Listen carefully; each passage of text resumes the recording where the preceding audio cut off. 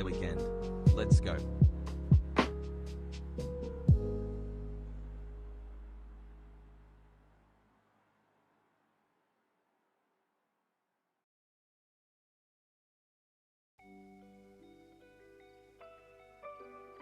Eight months mother lickers.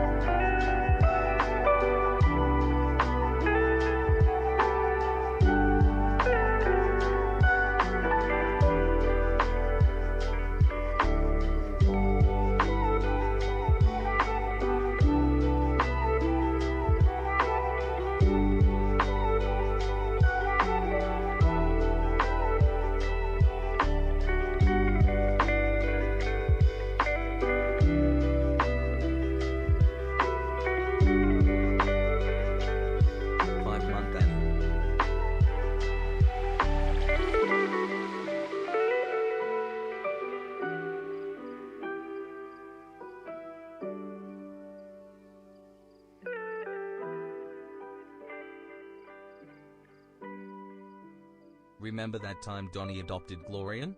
It still makes me laugh. Hassle.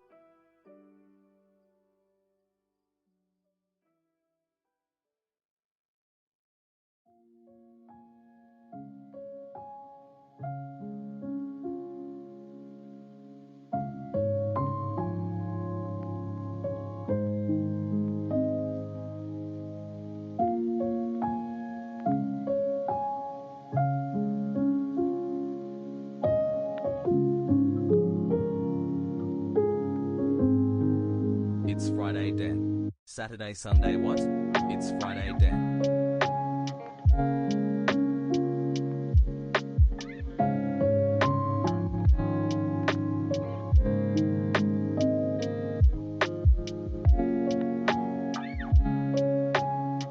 Hassle has comfy.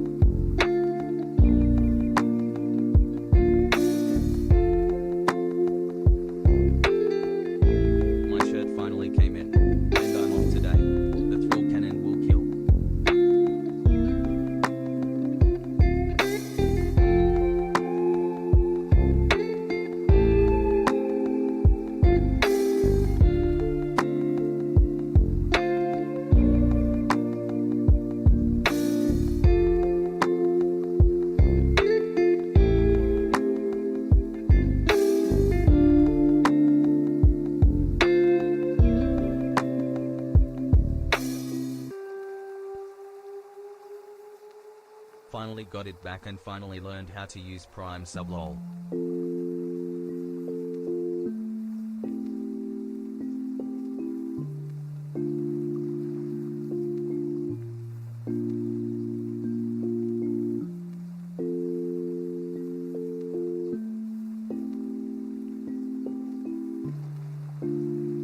Hasan Meme ビデオを見ながら解説を一緒にしてよミムなストリームでね何を待ってるのハサンマチ今日は何するの橋のを開けてみなキャンバでオールインね何を待ってるのハサンマチ前は政治のために来たけど知ったのはくしおいライブ中おうなんて大きくてセクシーな男なんだハサンマチンなんて素晴らしいんでしょう見てみようこのイカれた変態野郎ハサンペッカーWhat's going on, everybody?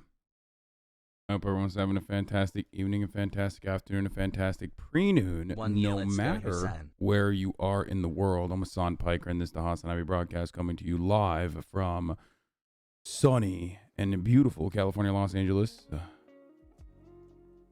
Beautiful day here today, and I hope all the boys, all the girls, and all the MBs are having a fantastic one because it's Friday, January 14th, 2022. And it's 68 degrees out here right now. It's crazy. Like, I woke up this morning. I was supposed to go work out. And it's a beautiful day to work out, actually. I was supposed to be excited to go out and work out because finally we got a day where, you know, Sussy. You don't usually get nice days to work out. But I was feeling a little under the weather. I was feeling a little like doo-doo. I don't know what it is. I don't know if I'm, like, sleeping well or whatever it is, but you know, 15 months of going insane with a random Turkish man on the internet. Regardless, I decided to just like stay in, sleep in a little bit. Okay, it's not COVID. Did you hang out? Did you get COVID from making out with Felix? No. And I don't have COVID. However, we did watch, after we ended the stream last night, we did end up watching Righteous Gemstones. Is it Righteous Gemstones? Yeah, it is the Righteous Gemstones. First episode, so good. Felix has always made a really hot take where he said Danny McBride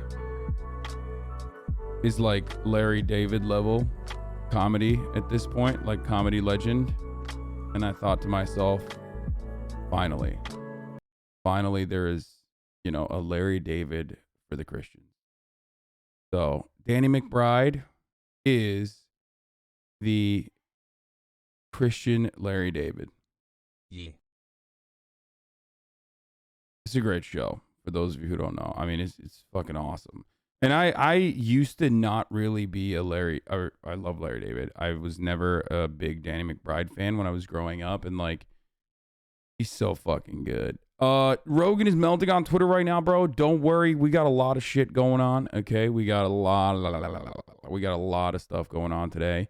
Lots to cover in the news. We got great theory on why cinema is lost in the sauce by Amy Siskin. Amy Siskin is just as fucking dumb of an idiot as Kristen Cinema is, so don't know how reliable her takes on the matter will be. But anyway, listen.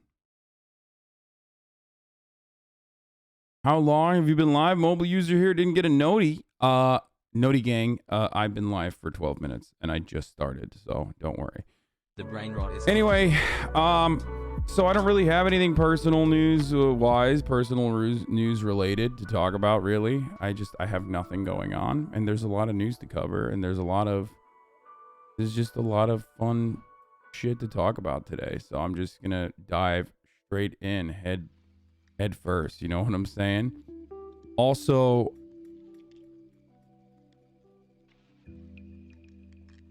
why is there only 12K viewers? Is Matt Boss? I don't know. I just started. I just turned on the camera. That's how it usually works. Anyway, folks. There's so much good shit today. We have 11 Oath Keepers charged with the January 6th riot. We have so much to talk about. Themasius, the fat playlist. Thank you, Themasius. We have SCOTUS blocking the vaccine mandate, which we talked about briefly yesterday. We have so much to cover, okay? But before we cover anything, before we get to anything, beautiful day for celebration today. It's a beautiful Friday. I'm not in a great mood right now, but I think that'll change. I think my attitude, usually when I start off in like a poor mood, it gets better. And when I start off in a good mood, it gets bad. So,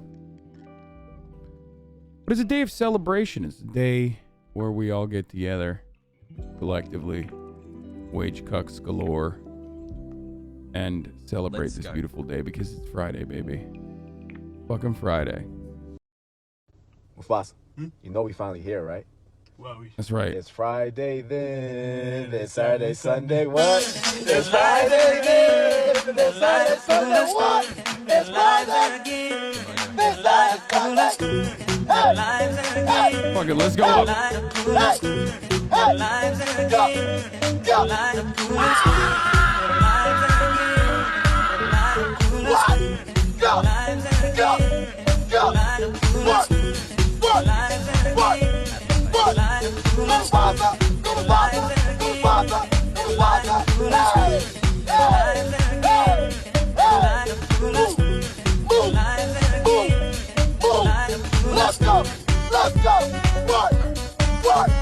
What? Hey.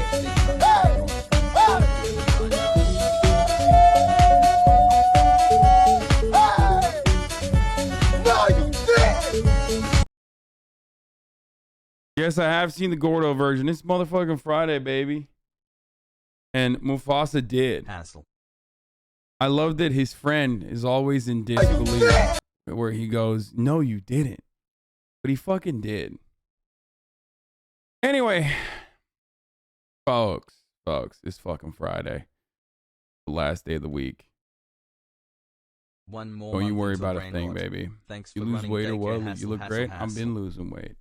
But thank you. Thank you for noticing that I've been losing weight. If capitalism sucks, explain this. More Americans believe in paranormal activity than Biden's leadership. That does not surprise me in the least bit. Hello? Biden has no leadership, which is confirmable. Paranormal activity, as far as we know, you can't really confirm nor deny it, you know?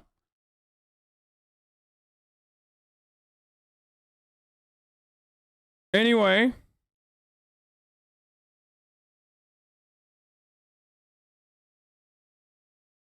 Oh, hi, Lisa. Thank you for the 5 get the subs. Oh, my God, dude. Joe Rogan's guest today made a joke about Dan Crenshaw losing his eye to the Taliban. It was almost identical to yours. Shut the fuck up. Are you serious? Sussy.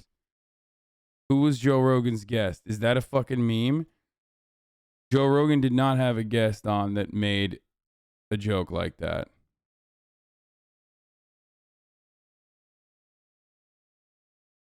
Tim Heidecker went in on Joe Rogan. He's a 6 Rogan apostrophe clip. for Turkish funny man, so I watch. Simple as. No fucking shot. No fucking shot. Joe Rogan, king of misinformation. Yeah. Listen. Let's fucking blast off. You guys are hitting me in the fucking face with some crazy ass 18 like months hassle. Joseph Robinette Rogan experience news and shit like that. Let's get started. Daycare is open on Friday.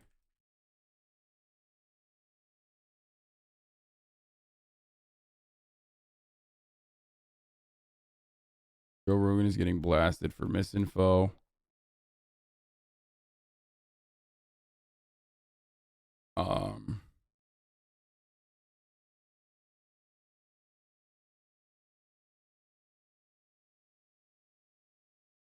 Biden is unpopular. Wait, what the fuck else was I going to talk about? Holy shit. Remembering these democracy lovers today?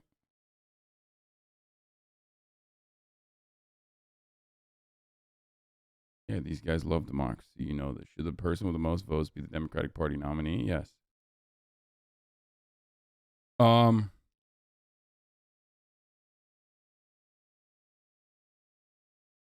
Yeah, we got politicking news. The 24 primary against Cinema calls the position on the filibuster naive. Da da da da da da da. We'll look at that in a second. I have to pee real quick. Wait, what the fuck was I gonna? God damn it, dude. I swear to God, I fucking get started and then my brain wipes out, dude. Like, my brain just fucking wipes. Freed after a 30-day Okay? lockout for using a variation of salting. I've learned my lessons. White people are oppressed too.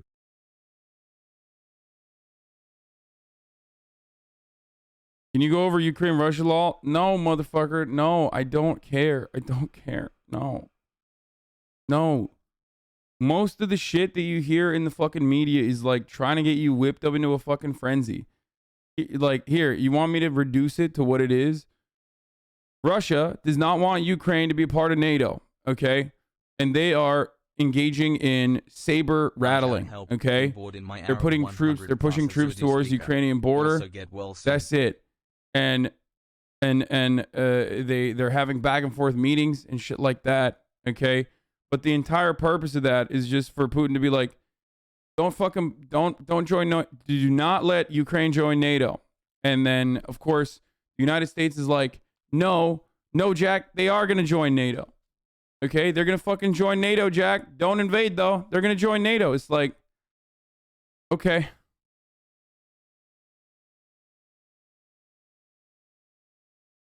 We've gone over this already. I've already stopped. I've already told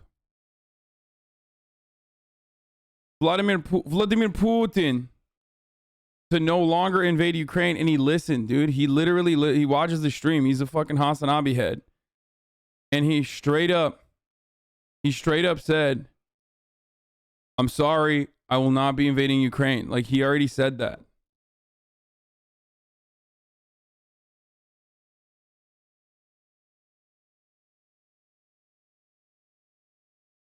$14 Pog. I already saved Ukraine, and y'all are just fucking, you know, y'all are out here acting like I haven't saved Ukraine. Like, I'm sick and tired of it. You know what I mean? You're fucking crazy. Hey Hussein, it's Lil Krish LSF is good today. Also, can you free me? I am rehabilitated but still incarcerated. Not very leftist of you. Anyway, what's your take on the Oath Keepers? Oh yeah, we'll talk about that as well. Oath Keepers charged hassle with sedition and maybe new React content suggested by Jack Wagner or MasterChef Season 5. Get in now. www. Does anyone have a good meme for this? Twitch.tv/HasanAbi. I got you.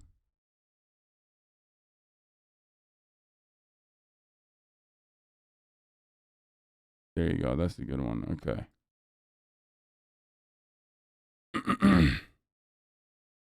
Boom.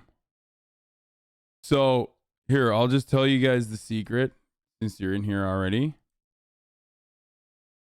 And I will urge you to blast out this tweet to your friends and family, your mom, your dad, your homies, your best friends, your coworkers. You know, you're at work. You're like, dude, come on, what the fuck are you doing? Obviously, you're supposed to be watching the HasanAbi podcast. It's fucking Friday. Def not Putin. Thank you for the 10 gifted subs.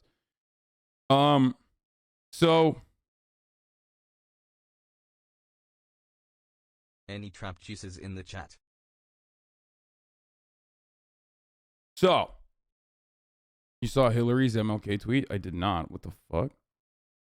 MLK Jr. said, I had hoped that the white moderate would understand the law and order exists for the purpose of establishing justice, and that when they fail in this purpose, they become the dangerously structured dams that block the flow of social progress. This is a subtweet? Wait. But she's like the white moderate.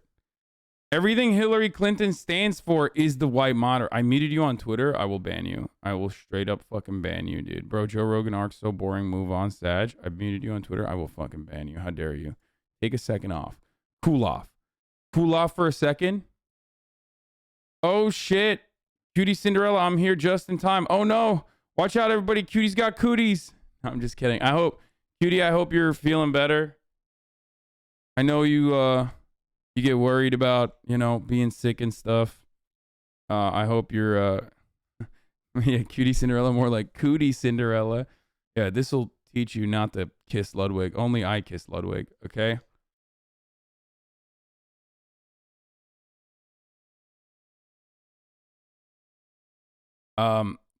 Jubilee released another dating by body video. What is your fuck yes, dude. 6 blind dating women based on their bodies. You know I fuck with that. Big fan of all that. Anyway, because Turk no gets sick. Luca wins. Oh, get fucked. No spoiler warning. Ha, I ruined it for you. No. Yes, MasterChef Season 4 ended last night. They put your video on the Joe Rogan subreddit. Joe Rogan is gone, bro. What a fucking loser. Rogan should start getting checked from all these people who get clicks complaining about him. Lol, Ethan Klein would have write a fat one. Oh, look, it's racist champagne socialist Hasan. Okay, cracker. That's what this person said. Obviously, I'm just reading it and not saying it. And I don't know which context in which they said that. Clearly, they probably said it in the context where it's like a saltine, tasty treat and not like the slur. Please don't ban me. This whole group have become bottom feeder streamers. This is what happens to people when the ego expects more than the activity deserves. Good to see Jank's 40-year-old nephew still pandering to Zoomers. Why do these people always just... Okay, dude. It's just like... Chat, it's my birthday. Why? Why is it that, like, this actually 40-year-old divorced dad who is, you know, a Joe Rogan stan, when it's, like, far too late for him to be a stan of anything, okay? How about you stand child payments, okay? Alimony payments. How about you stand that? How about you stand divorce court, motherfucker? I'm not 40, I'm 50. Motherfuckers be like, we don't have LSF, so we could just, like, use other places and Reddit.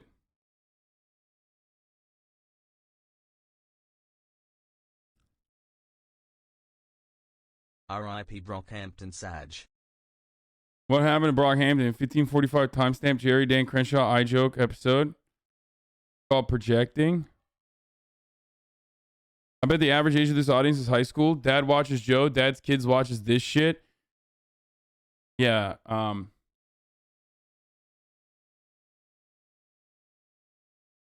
about you Stan getting some bitches? For real, dude.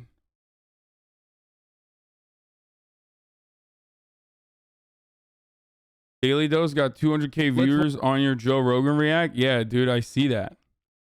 Fucking, dude, copyright incoming, boys. Okay, you see this shit? Motherfucking Daily Dose getting more views than me, putting my fucking videos up before me. Copyright incoming. DMCA violation incoming. You understand? Friday. Brockhampton broke up, bro. Brockhampton broke up and... Bro, Brockhampton broke up and Kevin Ashley still won't respond to my text message anymore. What the fuck happened? We went from him posting my penis outline on his fucking Twitter to him not responding to my text messages now. What's going on, Kevin? Huh? Bitch, he's busy breaking up his rap group.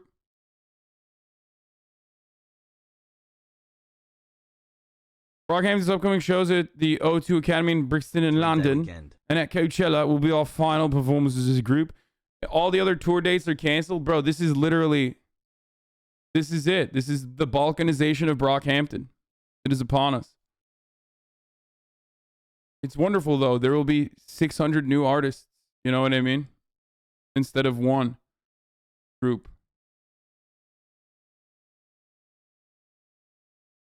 Think about that. This is my 9/11.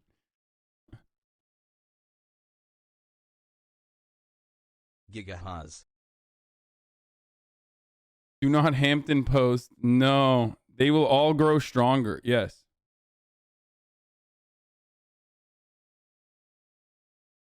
Are you stoked for the new Demon Slayer episode this weekend? Yes.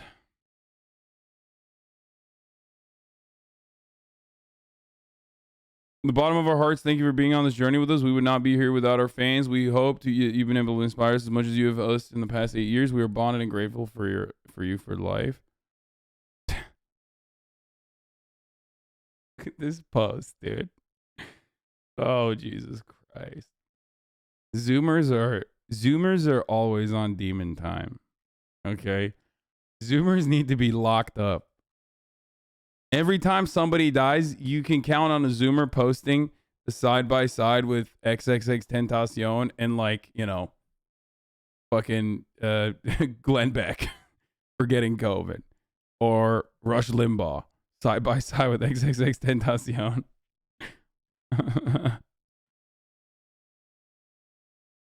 20,000 of the likes are just members of Brockhampton.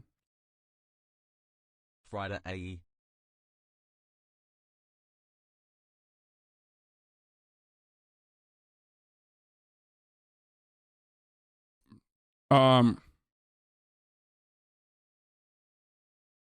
Is there any info on Porsche stream? Is there any info? Bro, there's a Porsche guy that I'm supposed to be talking to. And, like, he's just really adamant. Are you having Jack Wagner on stream? No. I'm not having Jack Wagner on stream, but he's been giving me just incredible React content to potentially watch. And, you know, for that, I am eternally grateful. Month 11 of being anyway, of course, the Joe Rogan subreddit fucking hates me. Hillary Clinton is oblivious to the fact that she is the white moderate that puts a timeline on another man's justice.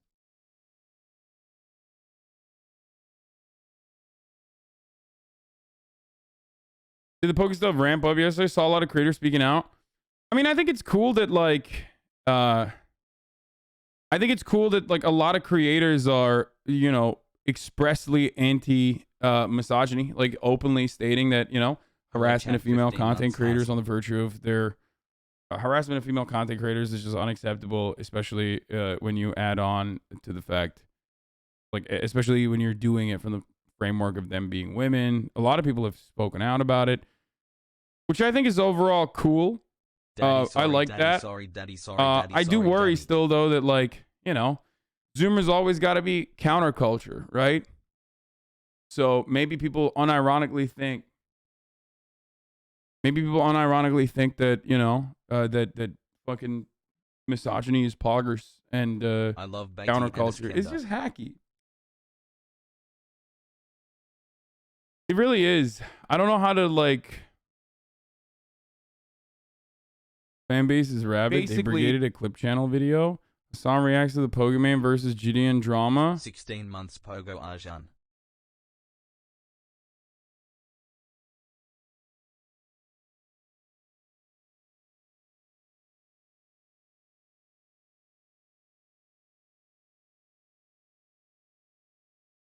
So many people are being biased towards Poki and taking our side when she's a clip of her saying the N-word, but no one cares. Not that serious. It was just the L plus ratio. Y'all too soft there.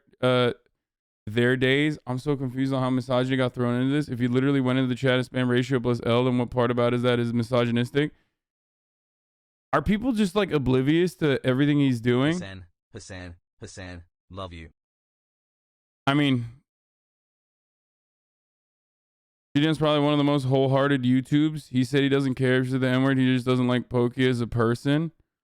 Leafy was a perfect fine, and his content was fine too. One of his Pokemon videos literally had her name in the title, and it was a video about economics.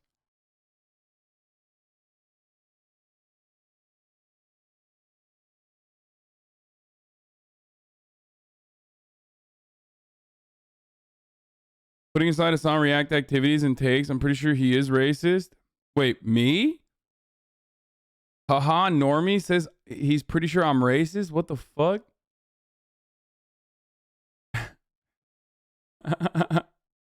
like against white people? Like what does he mean? Like, yeah, I have been banned for racism. He is right. He's literally right. I have been banned off this platform for 7 days for racism against white people. So if you cut that part out, if you cut the second half of that equation, if you cut the second half of that word out, you know, then yeah, it sticks. It fits. I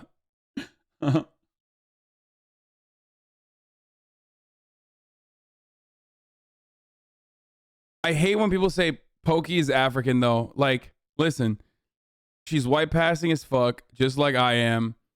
There is no like saying Poki's African, so it's okay. Then she said the N word. She doesn't think that, so shut the fuck up.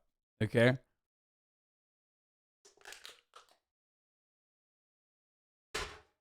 That's just like a wild take.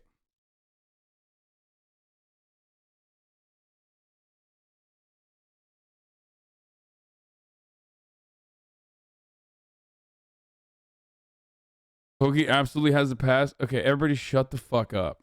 Okay, shut up. Like, there are non-black people in Africa, okay? The continent of Africa. French Montana is Moroccan and uses the N-word, though? Yeah. Okay, well, he's also not from Montana, nor is he French. I am very confused by French Montana. I was thinking about this the other day. I don't know. I don't know how they just, you know, he got away with that one. I guess, like, the people around him don't care. Yeah, Elon Musk is African American. Okay. So, you know, don't be ridiculous. 18 months in daycare. My parents definitely left me here.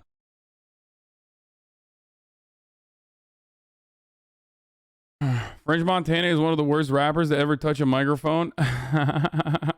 Ah. Anyway, listen. South African is not the same as Moroccan. Yes, that is true, but also, you know, Moroccan is a range of different. Moroccan is a range of different ethnicities, and therefore, or a range of different races and ethnicities. I truly can't believe I have to say this, but no, I don't do cokes or any drugs for that matter. I've never even done a drinking stream, y'all. The Olympic level reach could get gold medals, to be honest. Amen, brother. Yeah, that. Comparing European colonists who came into Africa 2 centuries ago with Maghrebs who are, yeah, when we're having a conversation about the N-word, okay, and who can say it, don't act like because you've been in Africa for fucking 2 centuries, or not 2 centuries, for 27,000 years, then you get the pass. Like, what the fuck do you mean? It's just like, are you black or are you not black? Okay, it's not that difficult of a conversation. Why white people love talking about like who gets to say the N-word. It's just thanks for like the brain rot hassle. I swear to God, white people talk about who gets to say the N-word more than black people do, and on both sides like of that equation. Like, so, you know, that person doesn't get to say it, that person doesn't get to say it, or that person certainly gets to say it. Like, it's just like the number one conversation, dude. Hassle, hassle, hassle. Anyway.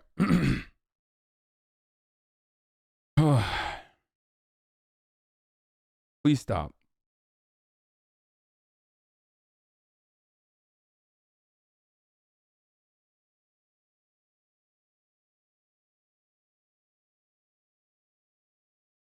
We've already talked about the Pokimane stuff. We've already talked about the Keemstar stuff. Like, I don't want to rehash it. I just like was looking through this. Bro has 975 subs talking about Gideon. What? Who? This is, oh, they don't understand who, like, what this channel is.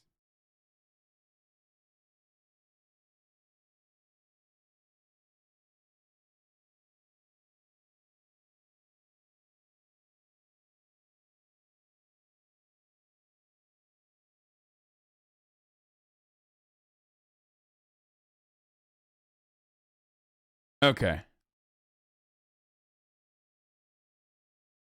We're done with this. Have you seen the Penta controversy? No, I have not. Hassle glitchlet. We're done with this as well.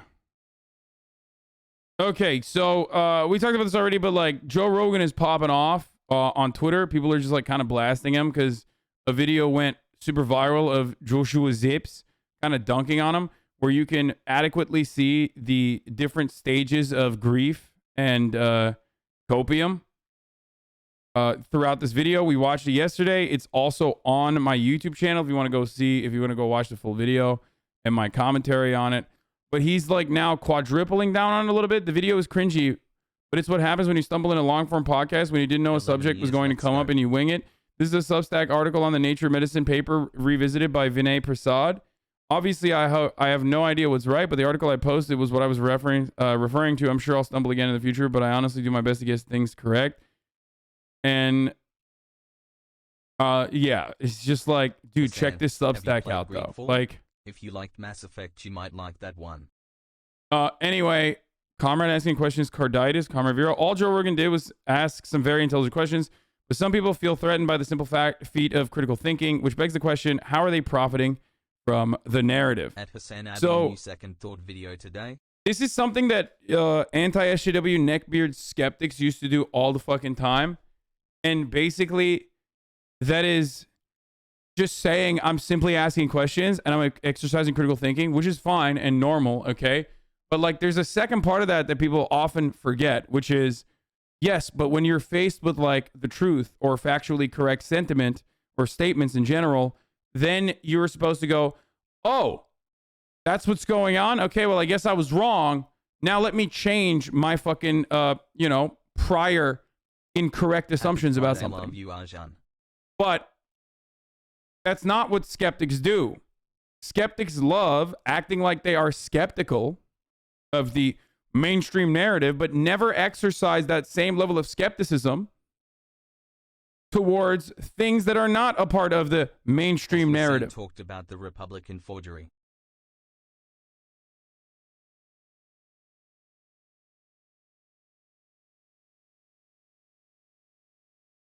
That's the problem.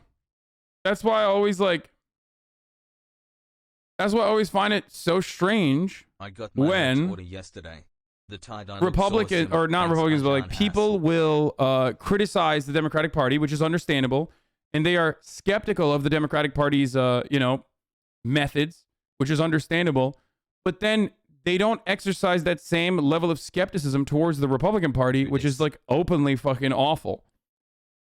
Okay, then what are you doing? Like, how do you not exercise skepticism towards, like, I don't know, the other side as well? And I think part of that is because, like, it's the Donald Trump phenomena of being, like, honestly dishonest, where you're dishonest, but then you kind of are honest about your dishonesty. So people kind of mistake that for honesty. You know what I mean? Where it's like, yeah.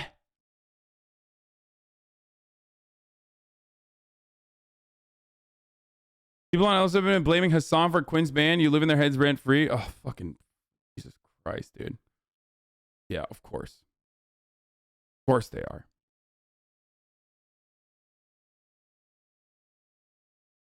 Joe never wants to admit he's wrong because it will work against him when talking about other stuff in the future. He would rather double down and gets forgotten in a few days.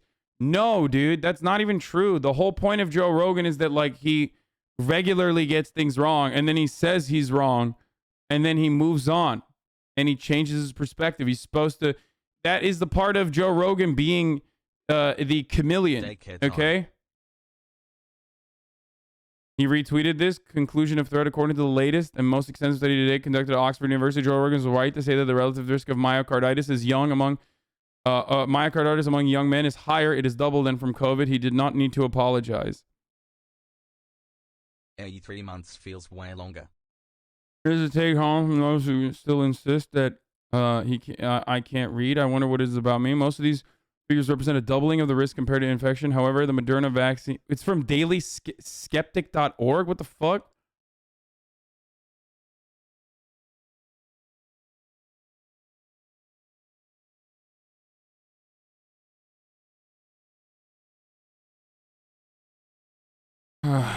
Lives would rather double the length of the Manhattan and fix housing. Yeah, I saw that too. Joe Rogan is melting because for a long time he's been surrounded by a circle jerk of people who tell him he can't be wrong when someone corrects him. Not only is he showing that Joe can't be confronted, but it's also breaking the image that his fans have of him, and that's what really hurts him.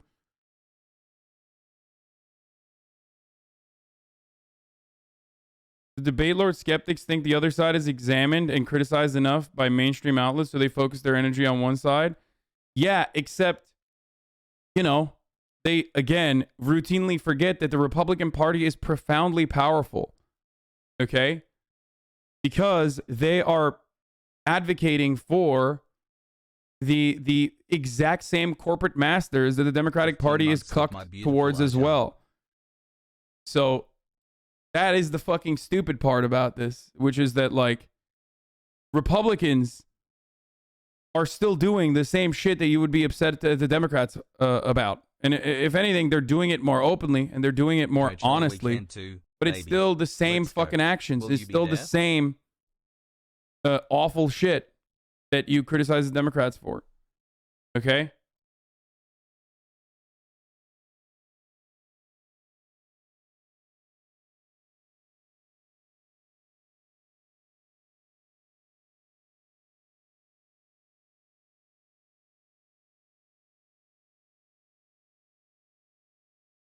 It's incredibly stupid. Democratic Party still controls popular culture. No, dumbass. Democratic Party does not control shit. It's liberals, okay? If you bully every gay person in your small town and they are the ones that are making art, they're of course going to be pro-gay when they inevitably end up at Hollywood and start making movies and shit, because why wouldn't they be, okay? And that's it. Hollywood liberalism is not necessarily woke in the way that you guys understand it, unless your worldview quite literally is just like, oh, you want me to not be intolerant towards you know, gay people and trans people? Well, then fuck you. Okay, that's a you problem. Okay, 19 months. That's it. The Democratic Party does not control Hollywood. That's idiotic. They are libs, though, for sure. Hollywood is. There's a lot of libs in Hollywood. But ultimately, when it comes down to the important shit, those very same libs also don't want additional regulation, don't want fucking worker rights to a meaningful degree, don't want the imperialist agenda to end, okay?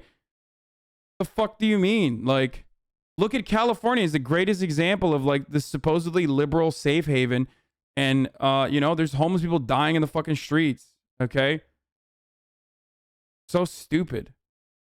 People are so dumb. And they act like popular culture is like dictated by Nancy fucking Pelosi or some shit. Yeah, dude. They're really coming to Hollywood. You know, they're really going to the Democratic Party. They're going to the DNC. Motherfucker, if that was the case, then the DNC would be able to put out like at least fun content that you can watch. You know what I mean? Meanwhile, the best thing they could put out is like the fight song to get Hillary Clinton elected. What are you talking about?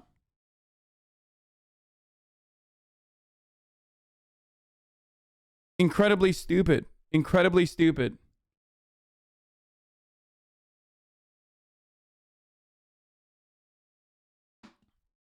Lucky 13 hassle.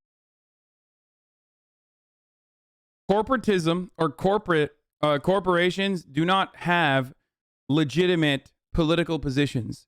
You have to be an absolute moron if you think that Walmart actually cares about the Black Lives Matter movement and isn't just simply using that to do marketing and virtue signaling and showing the rest of the world how woke they are, because they have decided that like, you know, the mainstream Black Lives Matter understanding is now something that everyone can get on board with. Okay? We already make these jokes. The left makes these jokes. Even liberals make these jokes about like Pride Month. You know what I mean? Where like every company remembers they're gay for a second on Pride Month, except for like, I don't know, Activision Saudi Arabia, right? It's the stupidest thinking that like NFL team owners give a fuck about breast cancer. Okay, you're just a dummy. Sussy, sussy, sussy, You're a sussy, dummy sussy, if you sussy, legitimately sussy, see sussy. that fucking marketing and think, wow, Target truly cares about me, a homosexual man. And you're just as dumb if you're like, I can't believe Target is trying to, you know, make everybody homosexual by saying they care about homosexual men on Pride Month. Like you're you know, it's just like two dumbasses frothing out of the mouth. At least the one side's dumbass is just like, you know, this is me, and you know, they're pandering to me, and I like that. The other side is just like acting as though they genuinely, this is like harmful in a legitimate way when it's just marketing. Yeah. Okay? And it's no different than when in the early 2000s, where, you know, there was like this anti-feminist marketing movement, and people were making like, you know, deodorant, but for men only, or, you know, a candy bar, but for men. I'm not a pussy. Women, don't eat my candy bar. Don't you fucking do that. You're a woman, get fucked. You can't have this bar of candy. And it's like, it's the same energy. It was just because that was how they thought that they could make money. Nice. Yeah. Men, fellas, have you ever felt like a little gay when you're sucking down a candy bar? A chocolate candy bar? Well, guess what?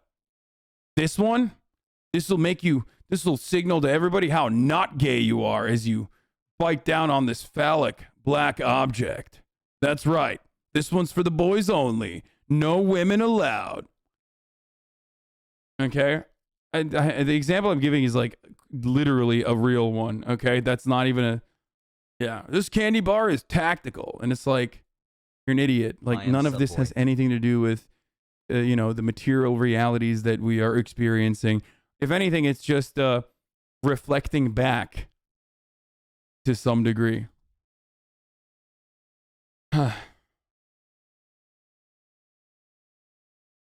Listen. You women better not finger my butterhole. I mean, lay a finger on my butterfinger. Yeah. So,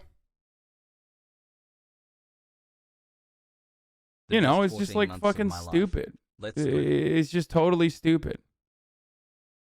Found the reference: risk of myocarditis, pericarditis, and cardiac arrhythmias associated with the COVID-19 vaccination or SARS-CoV-2. This is what they're using.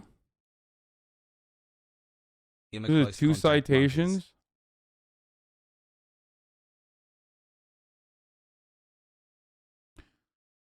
Oh, man.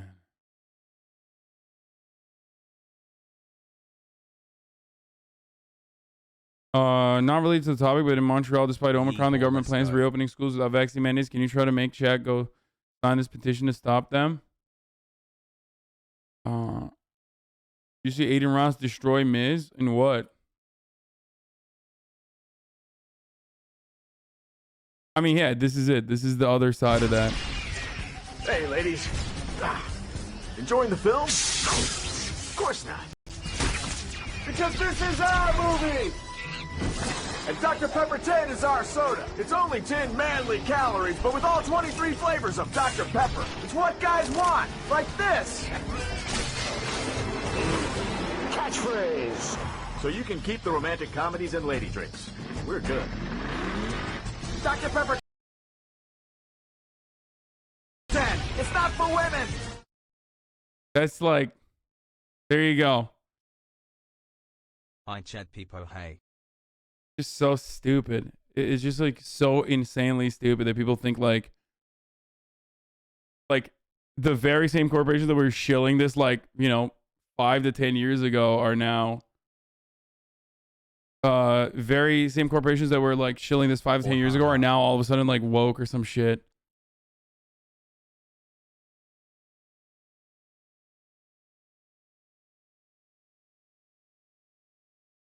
On the other spectrum, do you remember this? This is so stupid, dude.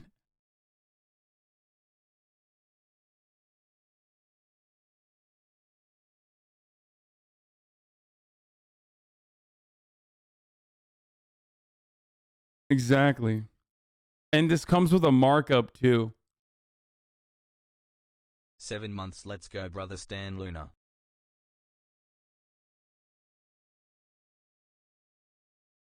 Anyway, oh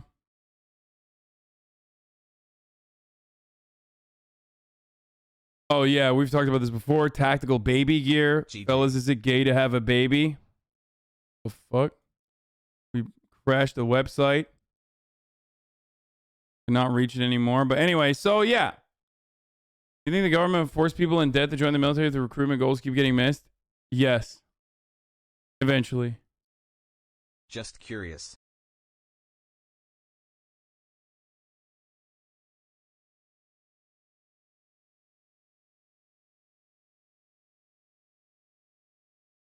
So, fall for pink tax all the time. Almost bought pink garbage bags the other day. Been a YouTube fraud Yeah. for 2 years and made the switch a while ago. Thank you for streaming. So, And something to watch for a good you amount know, on my 12 don't be a days. fucking sucker. I don't know how the fuck we got here, but let's hear what Tim Heidecker had to say about Joseph Robinette Rogan, who's getting blasted all over the timeline now.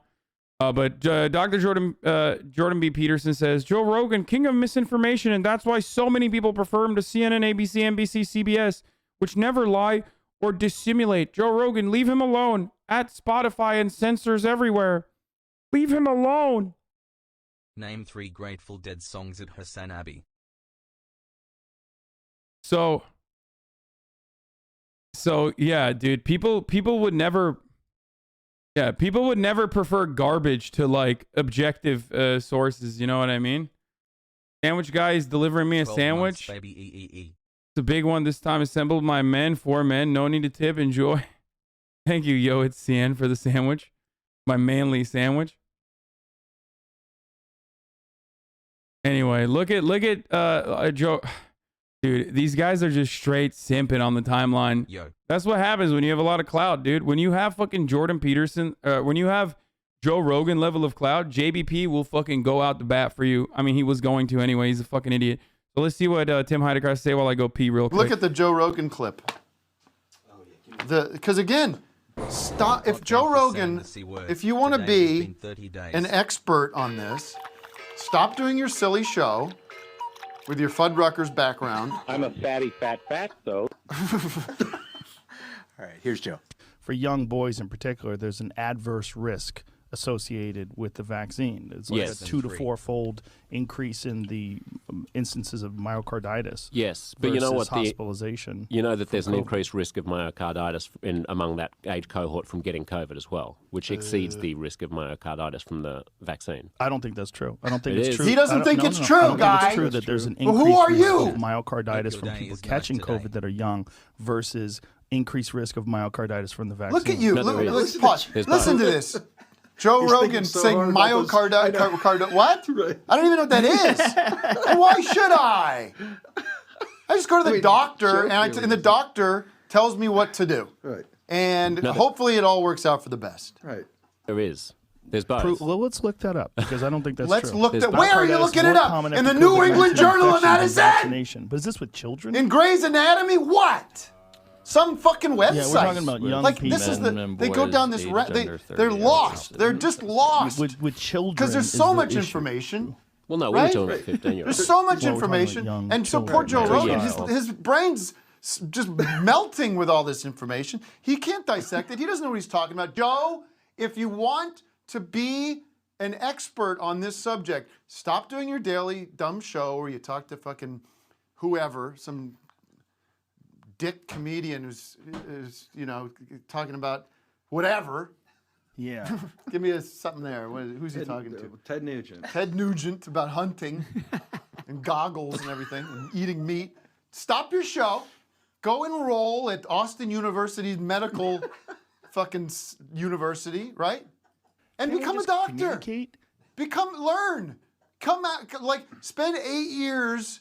Spend 8 years! Why would Joe Rogan need to become a doctor when celebrities 5 months, already come to baby. him for medical I'm advice? completely in a depression funk. Once So thank you again, for keeping me I just company want to while I remind sort everybody my life that out. celebrities are Hassle. fucking stupid. Just because somebody is in a position of influence and power does not change the reality that they are also just as dumb as you are, and in most instances, even dumber than you. It doesn't take a brilliant person to recognize at the top of the hour is here, and I'm obviously going to segue into that. Okay? It's 12:01. At the top of the hour, there's a 60-second ad break. And if you're smart, you already know that's happening. And if you're smart, even smarter than that, you already know how to avoid those ads, like by subscribing. Okay? For $5 or for free. Or by getting gifted a sub. You know what I mean? Not the sub sandwich that Yo at CN sends, but Iniquitous Prime. Thank you for the 20 tier 1 gift subs. Like that. Okay? But Twitch Prime is free if you don't have $5. And here's the 1 minute ad break now.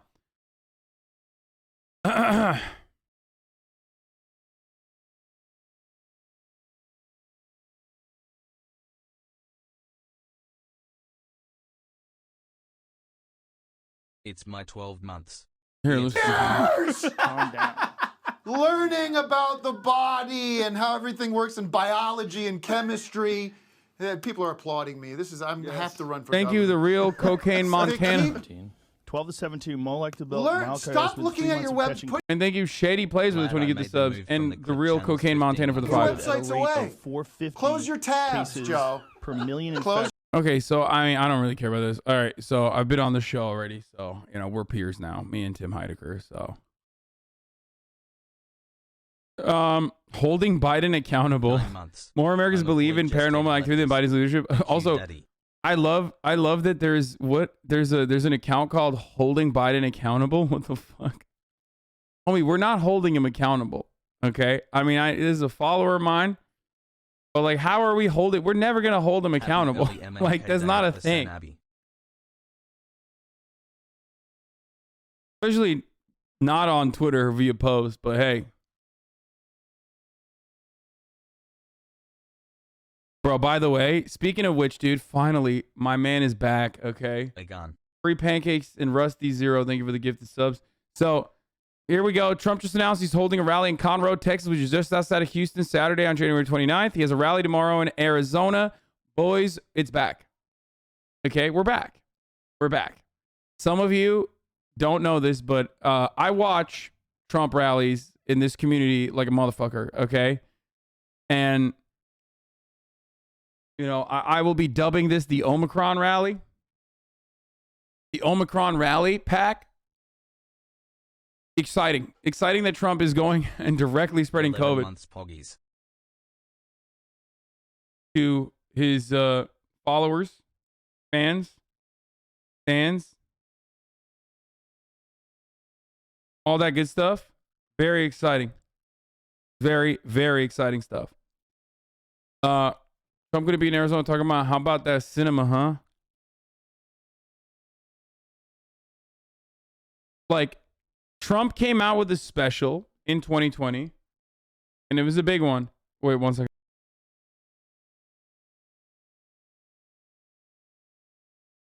Hasan, you dog.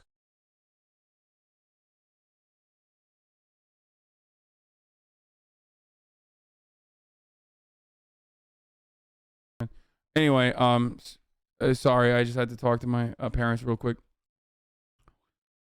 So, 8 months, pog. as I was saying,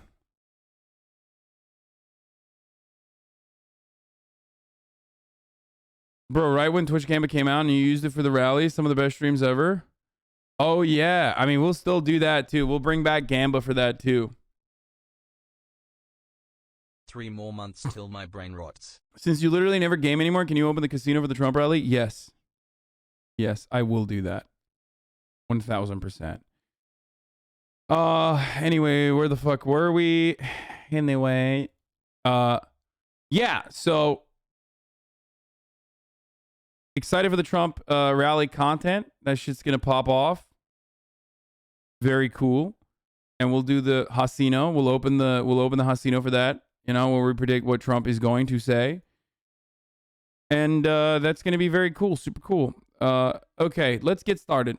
So SCOTUS is blocking A major blow to President Biden. What the fuck is up with my YouTube right now, bro? The Supreme Court dealing a major blow to President Biden's COVID response, blocking that vaccine or testing mandate for large employers. The justices, however, did uphold a more limited vaccine mandate. Our senior White House correspondent, my colleague Mary Bruce, has more from the White House. Mary, we've been talking about this as a major setback for the White House COVID response team. Yes, Cecilia, good morning. This is a really big hit for this White House and their efforts to fight the pandemic. The court blocking its vaccination or testing requirement for large businesses. This is a move that would have impacted more than 80 million employees. Dude, I've kind of given up. Like, I feel like COVID's kind of washed. You know? I don't know. I just like, I've like, or not COVID is washed, like, rather, the government dealing with COVID is just like the government efforts on, you know, preventing COVID from spreading is done now. Like COVID won, you know? Packwash of the American government. I feel like we're just, you know, we are just completely at the whims of nature at this point where like the whole point is just that, you know, we just got to sit around and hope that COVID is not going to be as deadly. Like, that's it. Like, if Omicron was as powerful as Delta, it would have been a rip. Like, million people getting Omicron a day that we know of. You know what I mean? It would have been so fucking. It would have been GG's for everybody. And we're still ripping. You know, 13 months of giving nearly 2,000 people a day. SCOTUS and all these other, you know, all these other institutions that are supposed to protect the interests of the working class, those who, you know, need protection more than anything else. They're not going to do it. I don't know. Requiring that they be vaccinated or wear masks and undergo weekly testing, but the court's conservative majority argued not going to be as deadly. Projected deaths for next week. Next, we are in the 30K a day. Wait, what? Omicron is as dangerous as Delta? They just lied to you? Wait, what? Not going to be as deadly. Projected deaths for next, we are in the 30K a day? What do you mean 30K deaths a day? What are you, fucking crazy? That's not happening. It's not going to happen. It's not as deadly as 30,000 cases a day, does he mean?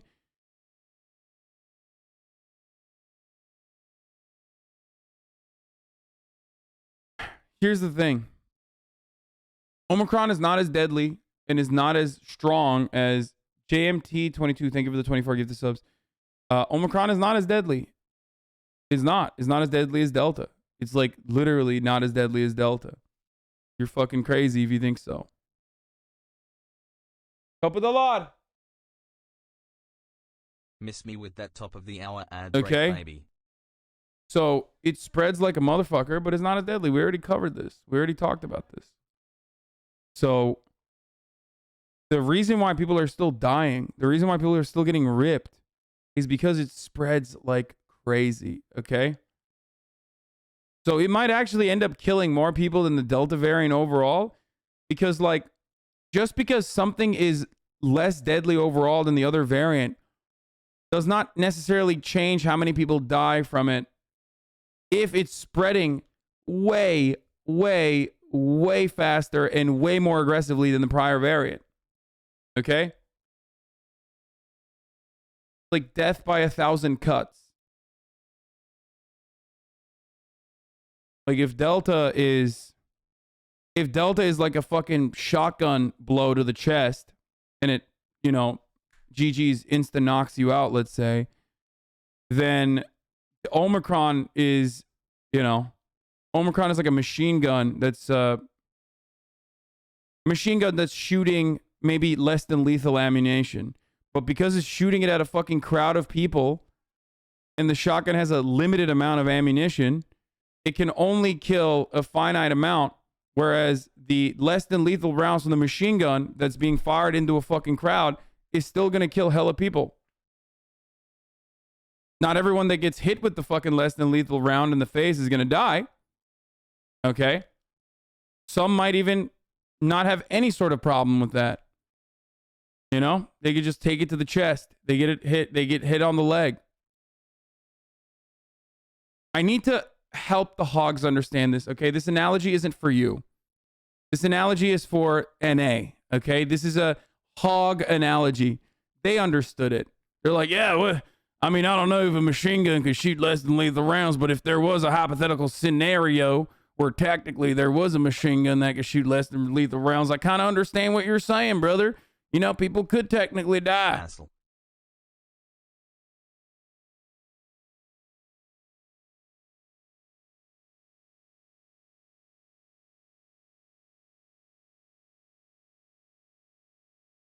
You know, I get what you're saying, brother. It's like, you know, you might get killed by birdshot too. Might be a pussy if you get killed by birdshot, but guess what? You know,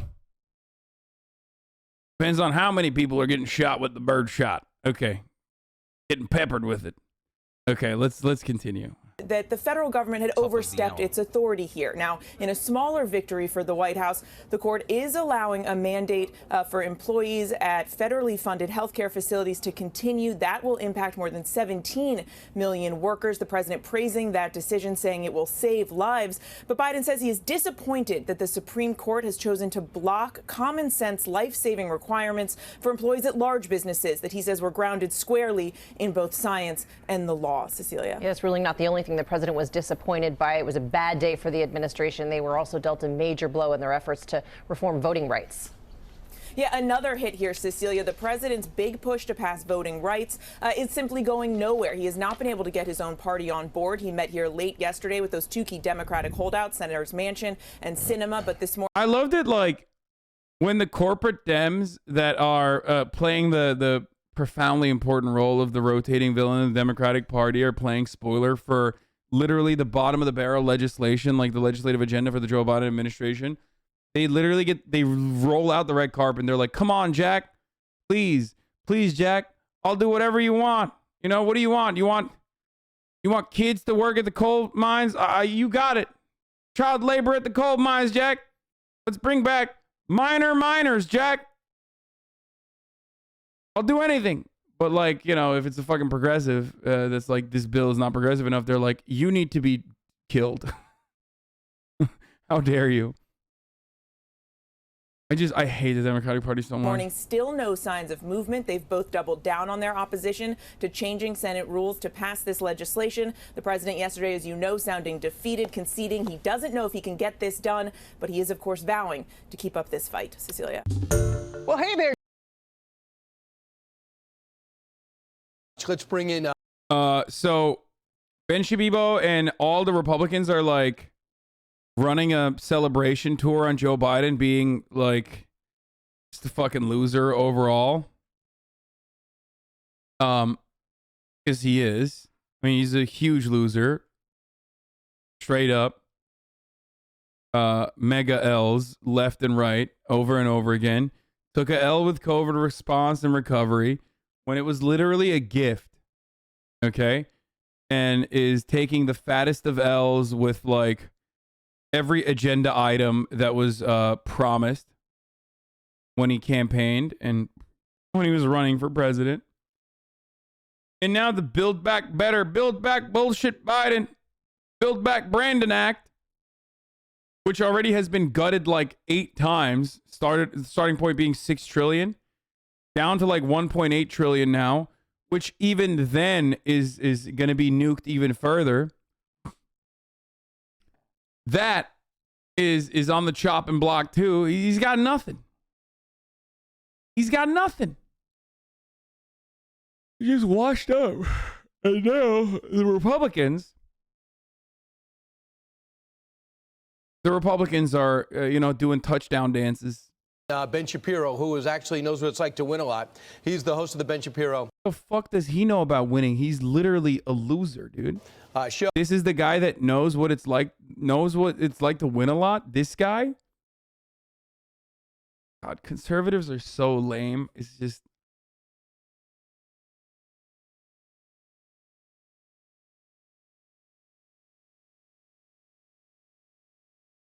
That's my homie right there. This is the guy. This is the guy that knows how to win a lot. Podcast, and he's editor of the Daily Wire, and he created the whole thing and moved it across the country. Ben, how does it feel to take on the government and win? It is pretty wild though that like Ben Shapiro was able to fucking like that's how powerful conservative media is, by the way. And that's how much the conservative like think tanks and the conservative media infrastructure and conservative advocates and advocacy groups hug and kiss their content creators. That like Ben Shapiro could go all the way to the fucking Supreme Court and like take down the fucking vax mandate.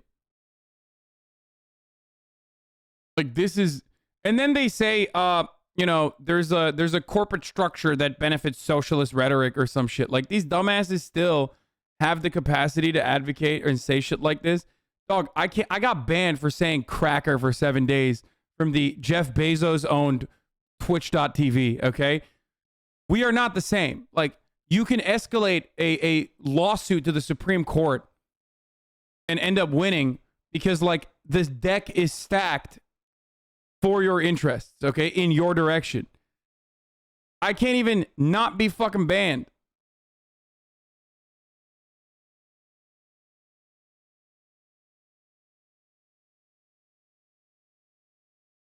Hi Hasan.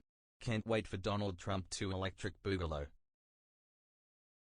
Like, my peer, when we were both gaining prominence in our respective ideological media careers, okay, was Charlie Kirk.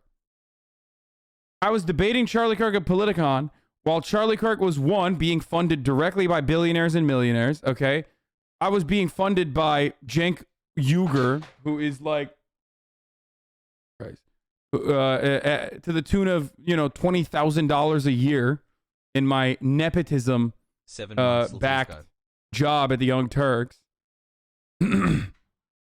Okay.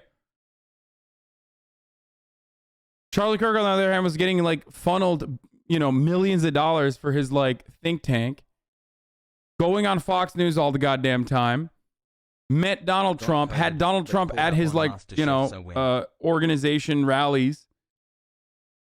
Meanwhile, like Barack Obama would fucking just as likely drone strike me if I was in the wrong place at the wrong fucking time. And so inconsequential and insignificant I am. You know what I mean? I could have been like a accidental drone strike casualty if I was in some fucking field in Afghanistan or Pakistan or some shit. Okay, so like, there's no fucking comparison there. Like I'm nothing. Okay. So it's pure projection whenever these guys are like, the billionaires are funding the media. They're controlling the media. It's like, motherfucker, you control politics. Like, what do you mean? You and everything you advocate for is quite literally at the heart of American politics. You are a status quo defender.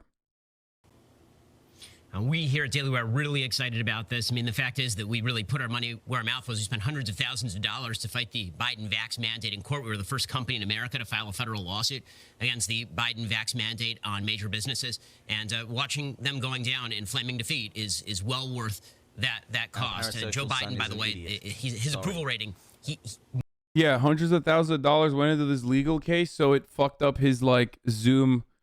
It fucked up his audio, I guess. Like he didn't have $10 to spend on his audio to fix that shit. More people now like certain types of bowel cancer than like Joe Biden at this point. I think that's well deserved. Wow. Well, so going forward, given what the Supreme Court said yesterday, it will be up to every business now to decide whether or not they're going to have a mandate, but it won't be mandated, to overuse the word, by OSHA. It would just be from the company. So going forward, we heard this morning that apparently Citibank, based in New York City, they're going to keep the mandate.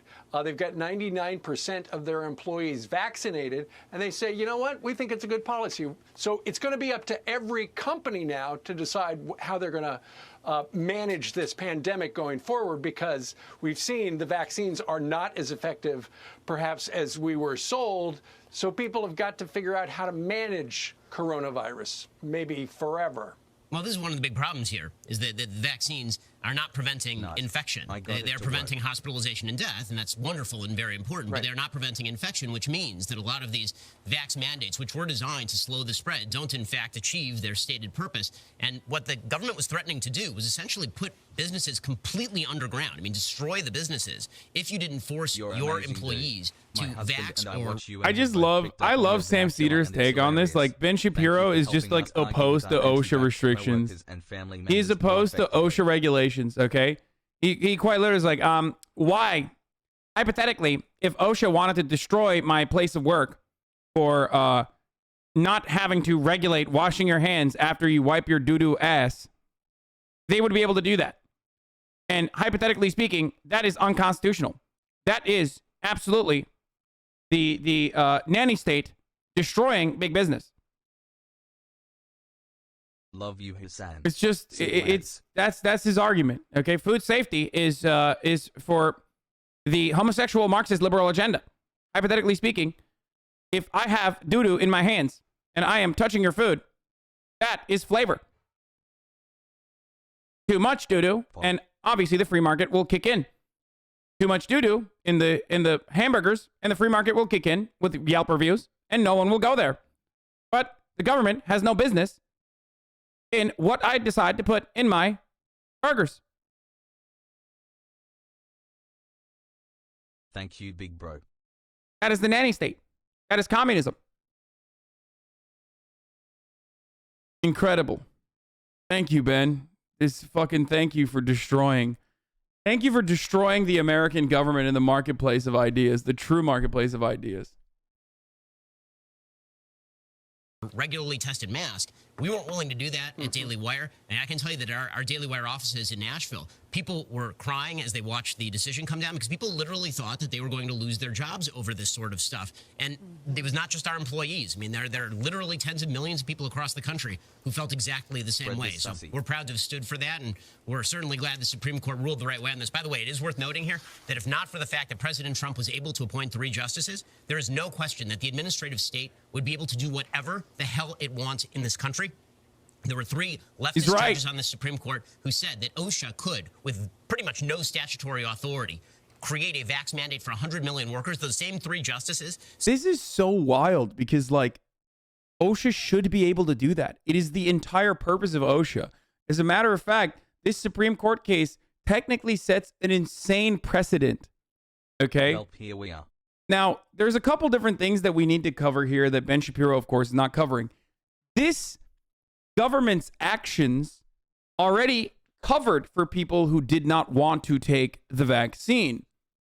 So what the Supreme Court struck down was OSHA's authority to say that you have to either issue a vaccine mandate or, and this or is very important, or if you do not issue a vaccine mandate for your employees, the ones that are not vaccinated need to get tested every week. That's it. So what they are, of course, failing to fucking mention here is that, like, this wasn't even a vaccine mandate that they took down. This was a testing mandate that they took down. Which is hilarious because the argument basically is like, we don't want to know if we have COVID. We don't want to know if our employees have COVID. We don't want to protect our employees. They are straight up anti-testing. Okay? Like, it is not just the fucking anti-vaccine mandate movement here. It is the anti-testing movement.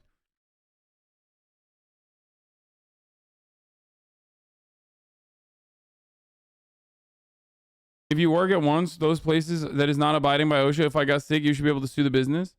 Ha, good luck. Ha, good luck. Hypothetically, if you tried to sue a business, that means you're in the pocket of big lawyers.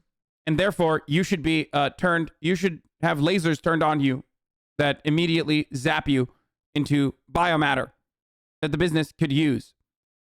What is more important here is the company profit margins, not your own personal safety, not your autonomy. This is the essence of libertarian strategy. And has to take immunosuppressants, and most of the country is like, oh well.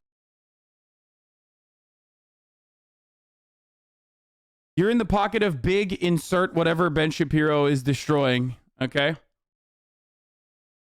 you think the mandate has an effect on people? Like they're being forced to do something? There's no mandate over here. And what?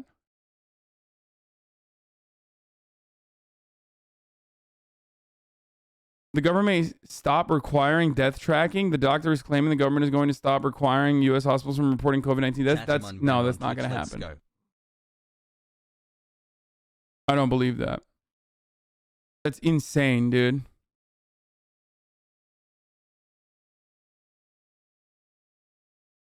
They want you to wear masks and wrap yourself in syrup wrap 2077 style. Okay, so what dude. You're trying to say is that Delta is like a vandal with high do whatever the power fuck you when it want to strikes do, you and okay? Omicron is It like a literally vandal doesn't that has a matter. higher The government spread and can't do higher faster anything, rate, but okay? has They will lower not get damage when you. it strikes, Don't worry. right? Please but like, play Valorant, Arjan. don't you think it would be better for at least like the, you know, the safety regulatory mechanism to ensure the safety of the workers? I'm going to say syrup wrap, by the way, which, you know, we're moving past. I don't even care.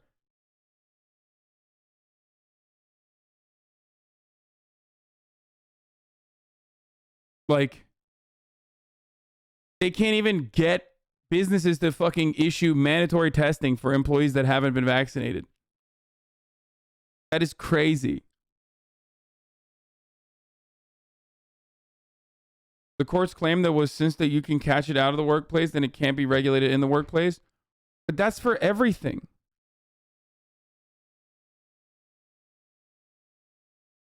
But you can catch it in the workplace as well.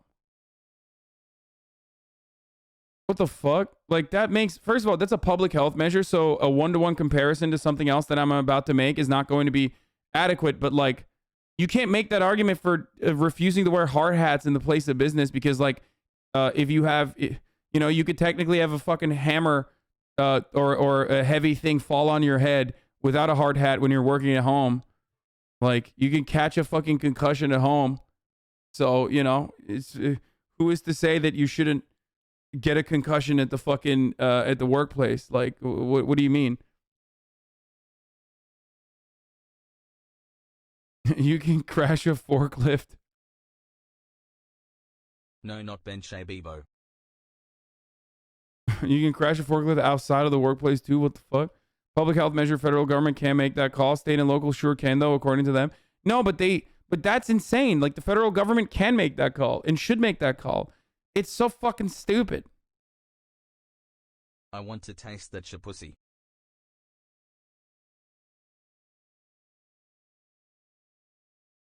I can catch E. coli from outside the workplace, but I'm liable if I come into work while symptomatic and spread it to my customers while in my food service job. Technically, if the big nanny state is trying to stop you from spreading E. coli to all of the customers, they need to be abolished. That's right. The free market will come in and kick in. The free market will magically, hypothetically kick in and stop you from spreading E. coli. Just kidding. You will give E. coli to every single person whose food you've handled, but that's the free market as well. And then they can freely choose to be saddled with medical debt for the rest of their lives for the treatment that they're getting at the for-profit healthcare facility of their choosing. That is, of course, if they still have any sort of hospital beds available, considering that all of the free thinkers are freely choosing to get ventilated because of COVID, because they did not get vaccinated for COVID. Said last year that the CDC could just issue eviction moratoria indefinitely. If you had another 2 left justices on top of that, that would essentially say the executive branch under a Democrat could do anything it damn well pleased so long as it called it an emergency. Great point. Yeah, you're right.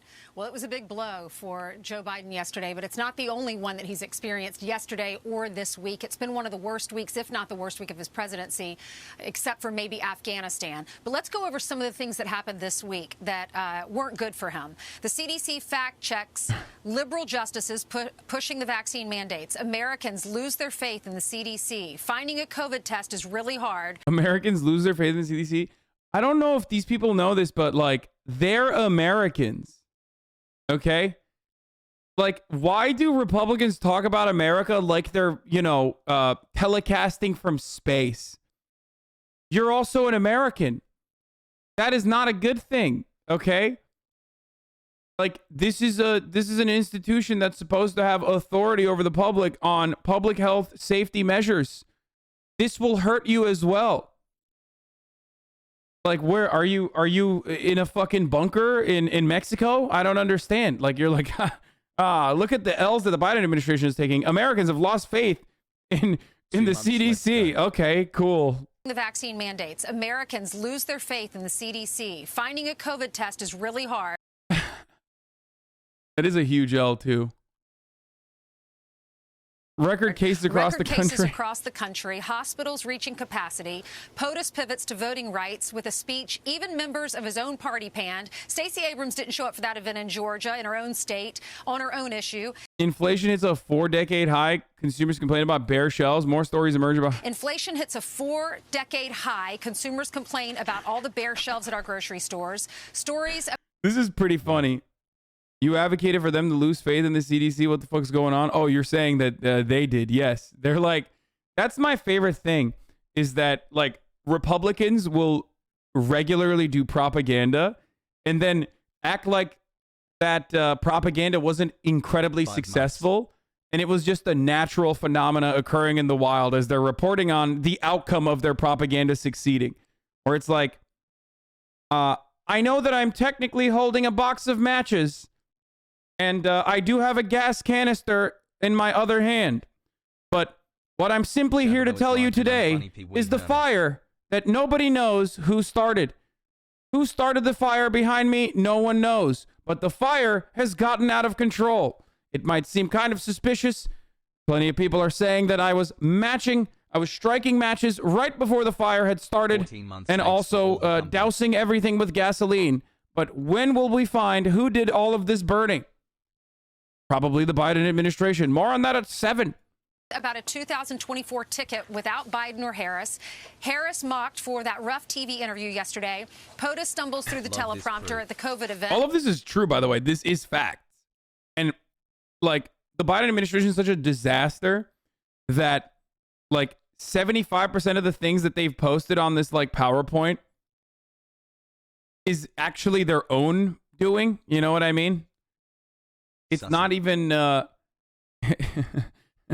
it's not like anybody. Fox News didn't urge Kamala Harris to be the fucking charisma suck, out of touch robot that she is. You know what I mean? Like, she decided to do that on her own, right? And by the way, we have to watch that. I was gonna watch that today. It is a banger. It is absolutely a fucking banger, dude. Where is it? Kamala Harris. This one is so fucking funny. Wait, no, it's not this. Does anyone have that tweet? I'm a big boy now. Where it was like, where can people find, the testing? And she was like, you just Google it. There was like a couple Kamala Harris moments from this TV interview that she conducted that were just incredible, okay? Just so much fuego on this, dude.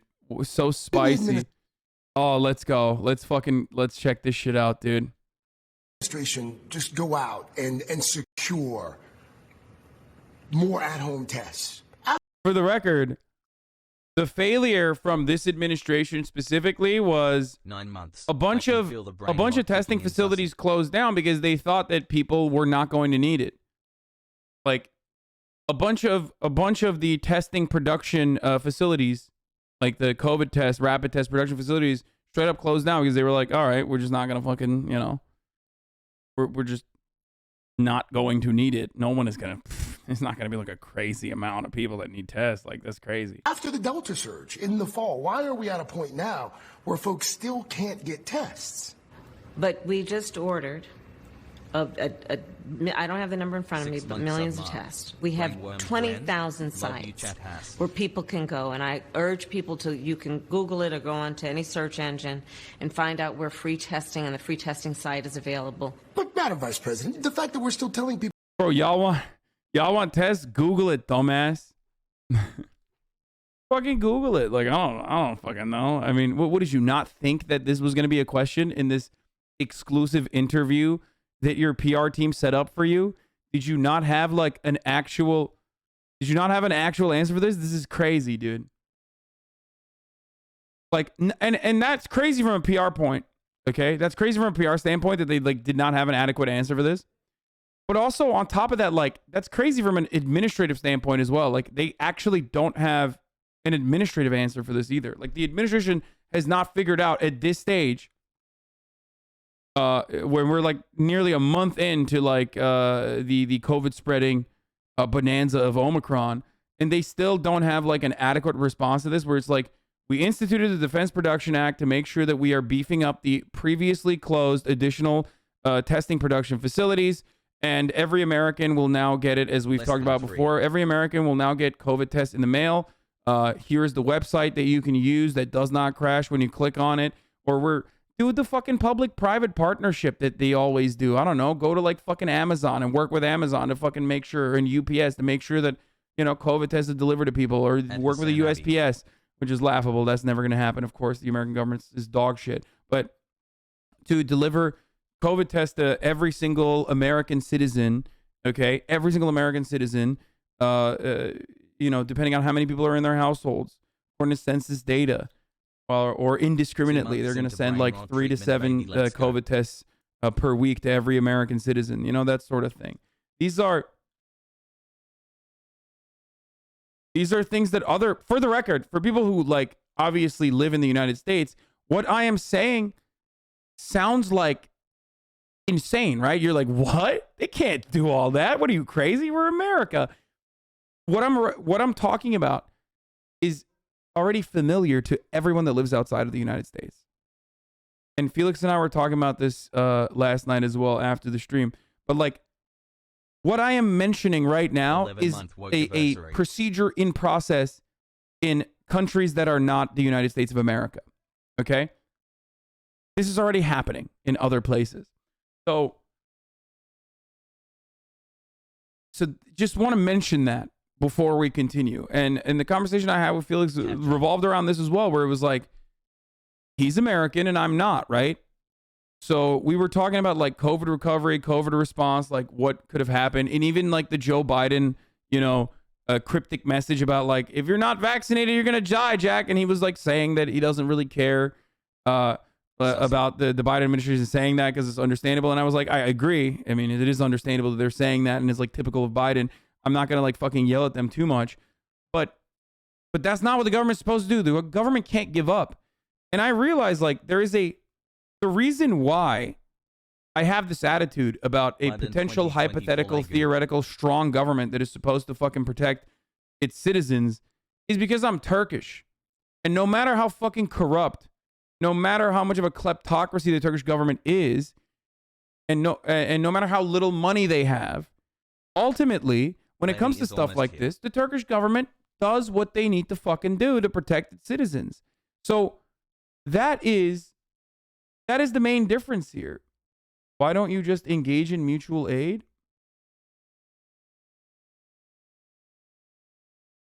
What? Looking good today, King Hassel. Dude, anarchist shut the fuck up challenge. We are talking about a centralized government that adequately provides necessary care for every fucking single individual in all of these other functional countries. We are not going to fucking mutual aid our way out of this problem. Shut the fuck up.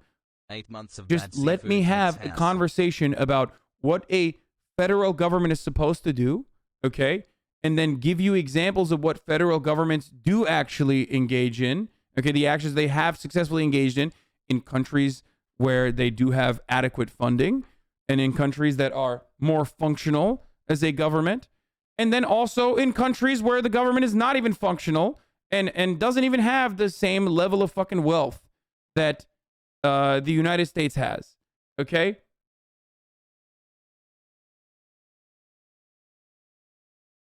Let's go, chat. Mutual aid is a Hasan Stunlock cheat code. It is so fucking stupid. It is so fucking stupid. It is so American too.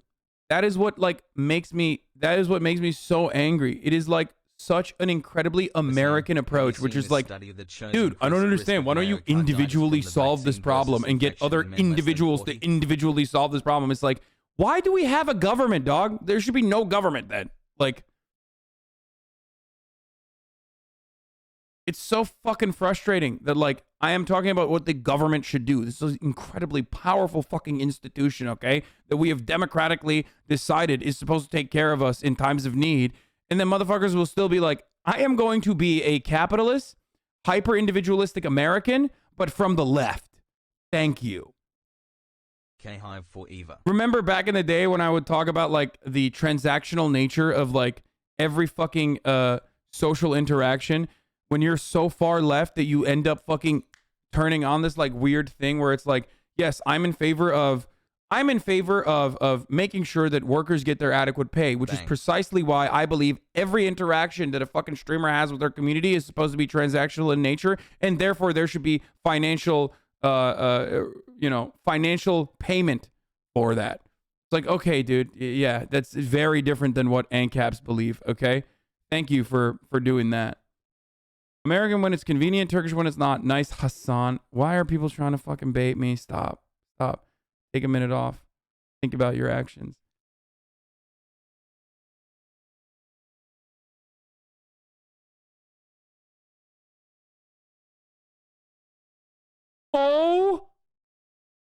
Oh my God.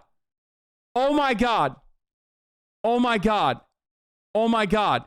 Oh my God. Oh my God. Oh my God. Oh my God. Oh my Lord. Oh, are you serious?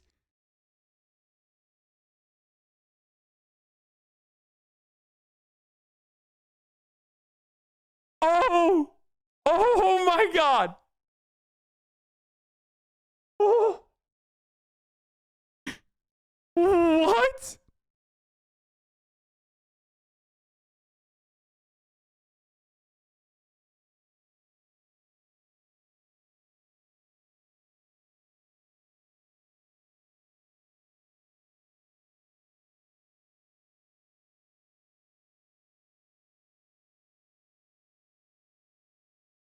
Oh, what is happening, dude?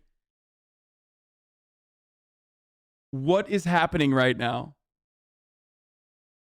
Oh my God. Oh my God. Oh my God. Oh my God. This is so sick. This is the best day. This is the rarest of grams. This is an incredibly rare gram. I'm losing it. Oh my God. He mentioned it in my story too. He mentioned it in his story.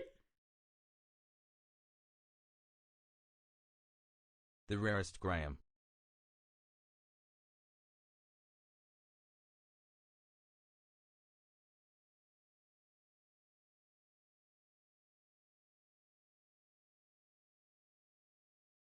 This is it.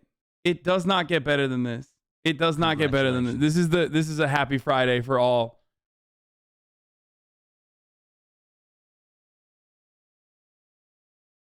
Oh my God. We've peaked. We've absolutely peaked. Let's go.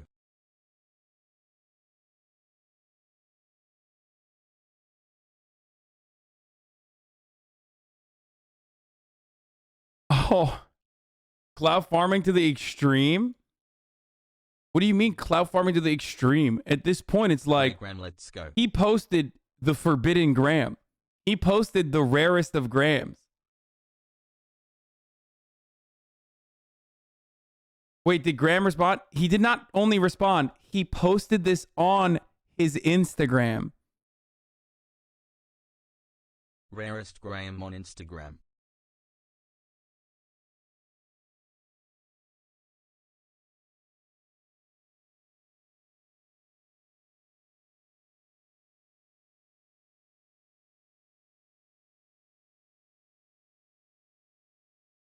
Congrats on your gram.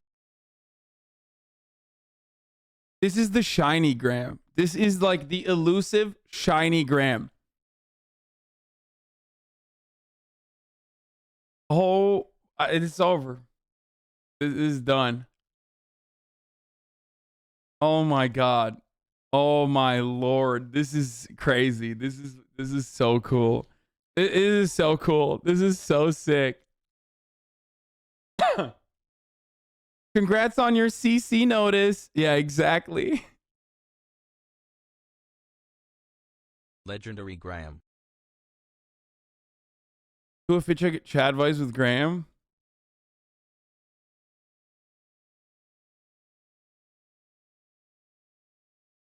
I cannot believe Instagram. Okay. Graham on the gram.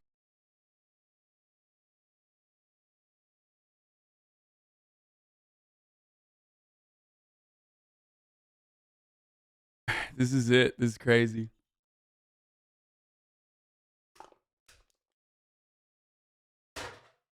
I got a CC noti, boys.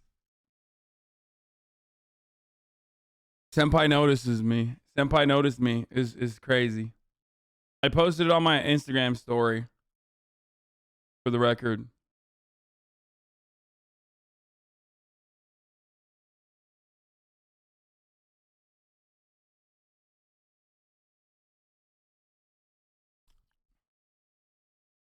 This would have made a banger post on LSF too.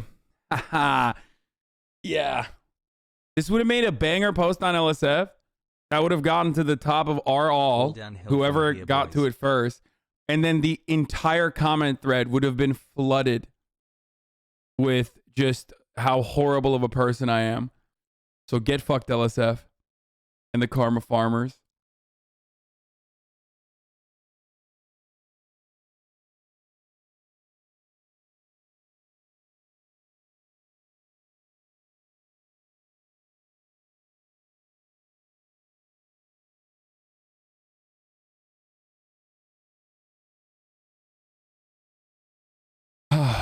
Okay. Just completed my first week as an advisor at an engineering company. You and your community have meant a lot in the past few years. Thank you for all you do.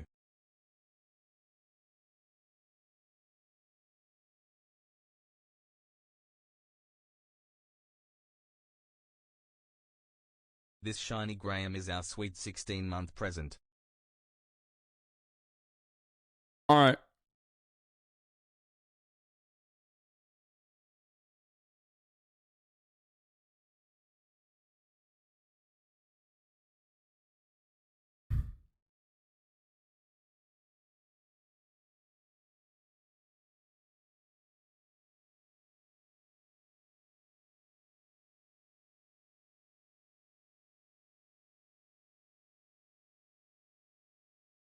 I'm so excited.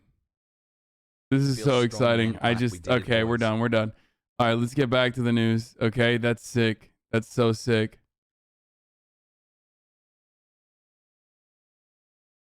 Okay.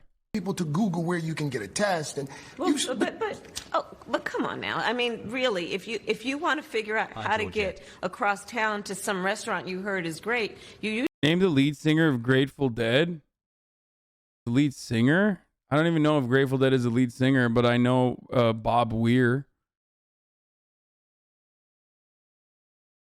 The only reason why I don't listen to Grateful Dead, guys. The only reason why I have this. Time to retire my the only reason why I have this is because my ex-manager used to manage them as well.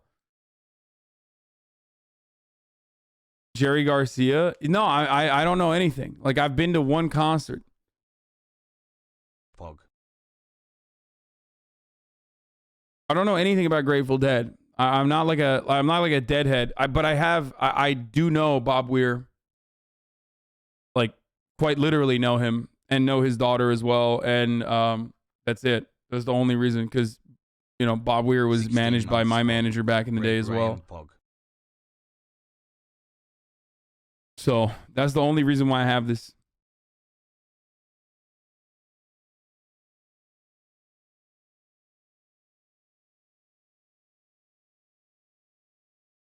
I don't listen to music. I just came back from a 10-day trip to Florida and somehow dodged corner Hasan 15 months. I mean, it is a bit of a flex to be like, well, you know, I used to have the same manager as the one of the Grateful Dead Andys, so like you might listen to all their music, but like, you know, this grammar is so raw. I have more of a connection than you do, at least.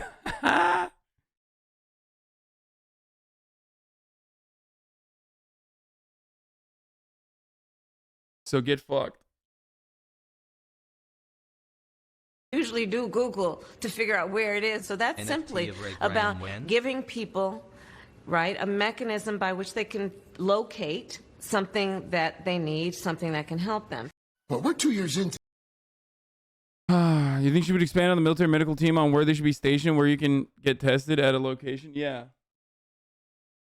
That would be cool if we were a competent government, but we're not, so that's not going to happen. People forget Hasan is a weirdo who doesn't like music like Bezos. Wait, you think Jeff Bezos doesn't like music?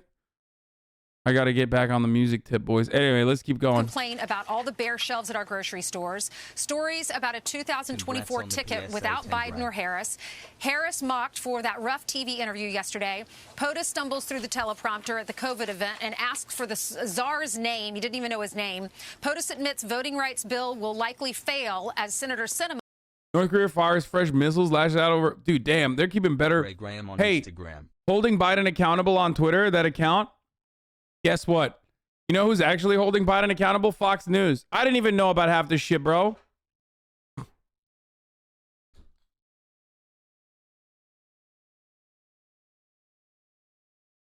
Oh, this was the better part. Oh, this was what I was looking for. Oh yeah. This answer from Kamala on whether we should change COVID strategy sounds like me in 10th grade trying to bullshit my way through a class presentation. Oh, this was a banger. 6 former administration officials last week wrote that open letter urging the administration to change course, to change strategy. Is it time? I love you, Hasan, even though It you is hate time every of for us us to do what we have been doing, and that time is every day.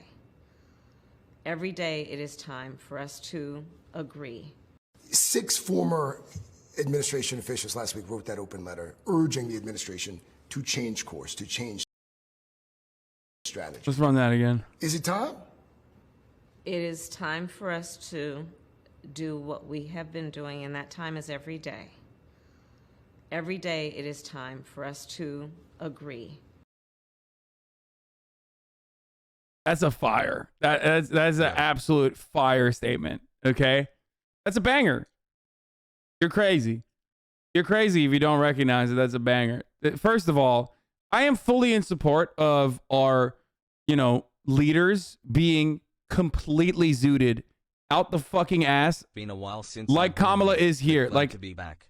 She is barred out. Okay, nobody who is completely sober is ever going to make a statement like this. Okay, she is higher than giraffe pussy, straight up. Love you. Just because it's not alcohol doesn't change the reality that she is not fucking absolutely just on a spaceship. Okay. Who the fuck? What I'm going to run it again. Tom? It is time for us to do what we have been doing, and that time is every day.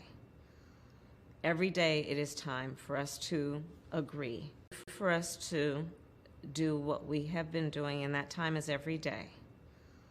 Every day it is time for us to agree. Slay queen. Absolutely slay. Goated. What is she supposed to do? She's the vice president. Fuck it, dude. YOLO. I love that. I love that statement. It is that's a sentence. There are words in it. Doesn't have to make sense. Fuck you. Huh? What do you got a problem with that? What's up? Comes out that Kamala Harris actually is a big fan of Kratom, as someone in the chat was pointing out. She's actually a big Joe Rogan Experience fan. She decided to test out Kratom. And is just, addicted. Hi, chat.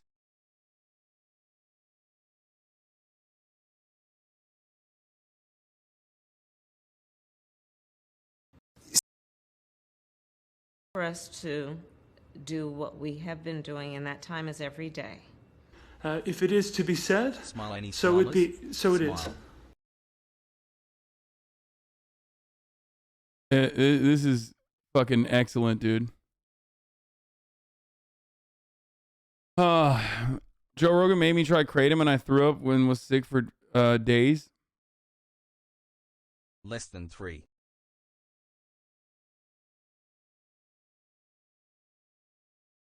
Don't they get prepped for this? How was she caught off guard? Bro, there is no preparation. The preparation was just fucking taking way more Xanax than what she is prescribed. Okay, that was the.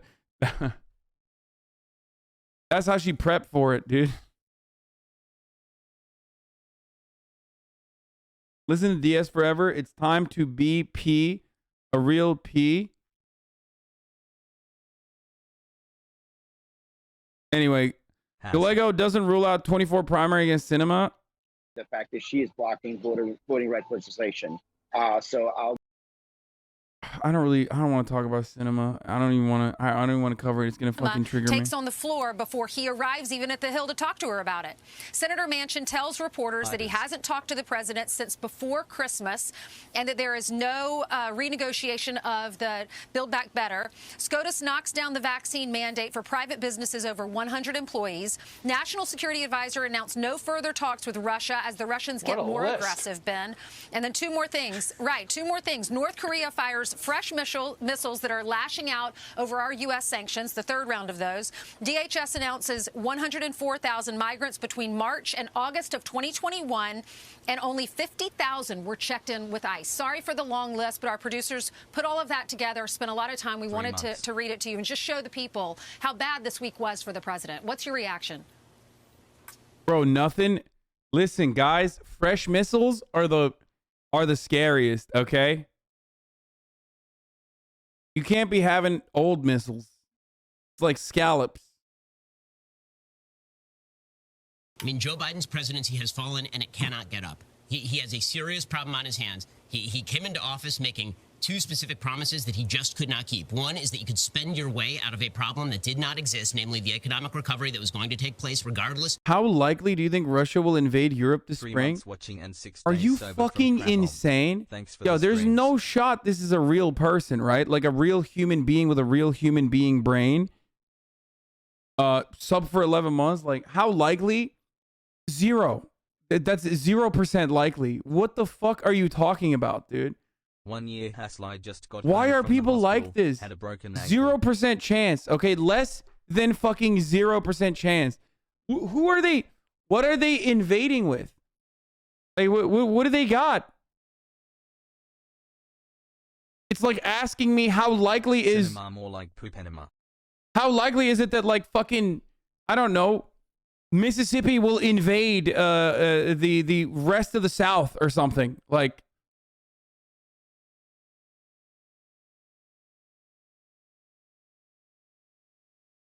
has capital. time for us to do what we've been doing. American brain can't blame him. Propaganda is strong. Do you not know the situation on the Ukrainian border, Pepega? I do know. I do know the situation at the Ukrainian border. Y'all are fucking bananas, dude. I am. I am aware of it. I told Vladimir Putin not to invade Ukraine. He listened. Dude, if you unironically think Russia is going to invade Europe, you are living in fantasy land. Like, what the fuck?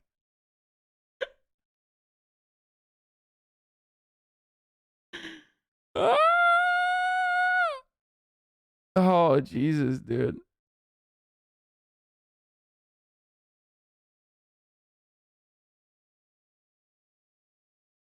Oh, yeah, baby. The press is hyping up war potential, so a lot of people are getting scared. Yeah, they always do that.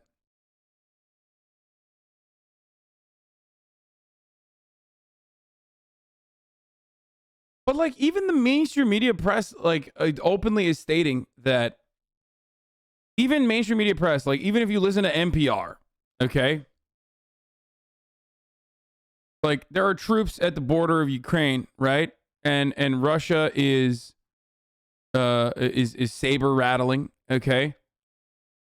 Yeah, Texas has unironically a larger GDP than Russia. Yes, this is true. It's like, what do you have to say about? What do you have to say about Texas single-handedly seceding and then invading the rest of America? Like, that's the same energy, okay? Texas would have a better shot in comparison of like invading the rest of America and including Canada than Russia has a chance at invading the continent of Europe.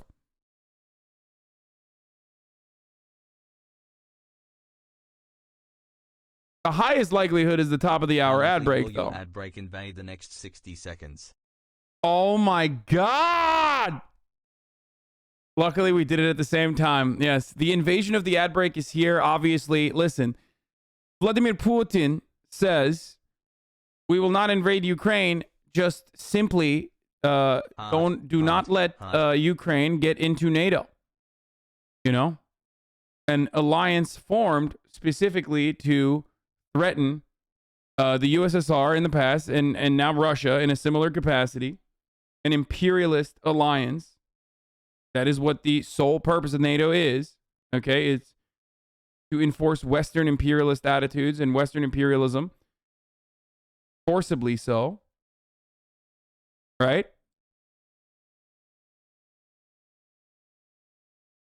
And the very same thing that Vladimir Putin has said to Joe Biden, I will say to you, chatters. The threat of a 60-second ad break is imminent, and it will happen. You can't stop it, but it will happen. It's a defensive pact. General Patrick, are you actually a general? NATO is a defensive pact, he says. Yeah. Anyway, yeah, totally. Okay, yeah. Yeah, like when they defended, when they were, sometimes the best defense is offense. So he's right. General Patrick. Okay.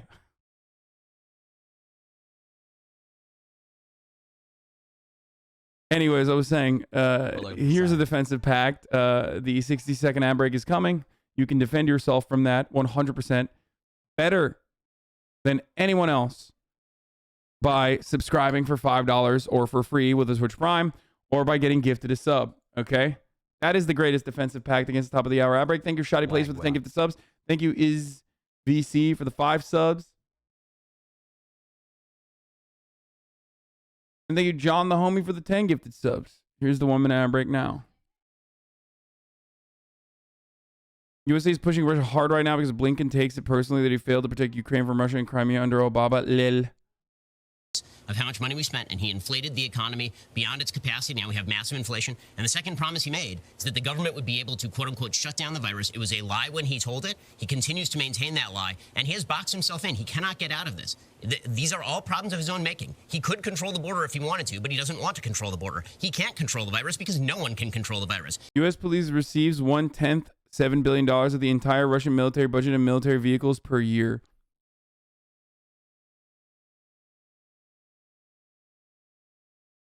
People out here like, Russia is going to invade Europe. That's fucking laughable, dude. That was a good one. Thank you. Thank you for saying that. I love when people say stuff like that. By the way, the only difference between like, what do you think about Russia invading Europe? The only difference between a sentiment that fucking dumb and like, what do you think about Afghanistan threatening our, what do you think about the Taliban threatening our freedom of speech? That's the exact same energy, except like, the other one is like an old enemy. You know what I mean? The other one, like the memes have existed for a very long time for a specific State Department purpose, American imperialist purpose, you know, Cold War, Red Scare propaganda, all that sort of stuff, an ideological enemy. So that one makes a little bit more sense in your mind, even if you're a liberal or even if you're a liberal or a conservative. Versus like when you, but that's it. Like it's the same exact energy. It's like, yeah, we went down there to put some boot in people's asses in Afghanistan, specifically to defend America's freedoms. Yeah, dude. America's freedoms were under threat by pedophile warlords, which we gave bags of cash to. That's precisely how we defended America's freedoms. While killing a fuckload of people. Hoorah! All right. He could leave the economy alone and just let it grow, but he can't do that either. He has created this box, and now he cannot get out of it. And so he's railing at the wind and shouting at the clouds like Grandpa Simpson and trying to convince everybody that the 7 in 10 Americans who don't like him must be segregationists. No wonder this guy is so... I think this is sort of an edgelord take by HasanAbi that ignores Russia already doing this elsewhere. Every regional superpower in their own way tries to assert dominance in their own respective geopolitical interests in their own regions. Turkey does this as well.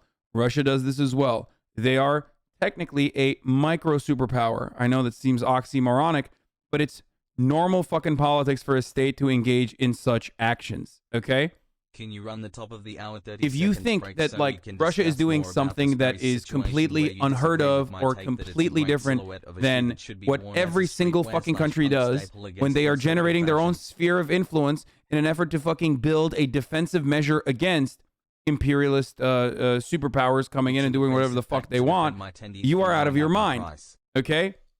Obviously, Russia's superpower status is nothing in comparison to the actual fucking superpower, the United States of America, but and the same with Turkey as well. But what they're doing simply is what every fucking nation does. Every nation does this. This is not defending Russian imperialism. Shut the fuck up. Shut the fuck up. I don't know why some people get super lost in the fucking sauce and say like this is defending Russian imperialism. This is defending Russian imperialism. They have nothing. They're nothing, okay? Oh man, they sent like special forces to Kazakhstan. That's crazy. That's Russian imperialism.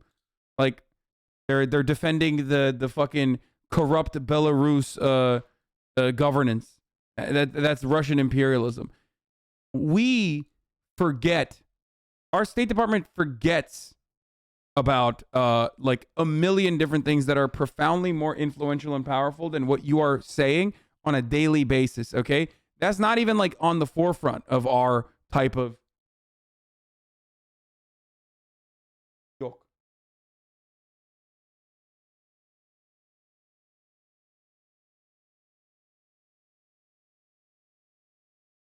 nice whataboutism. It's not whataboutism. It's not whataboutism at all.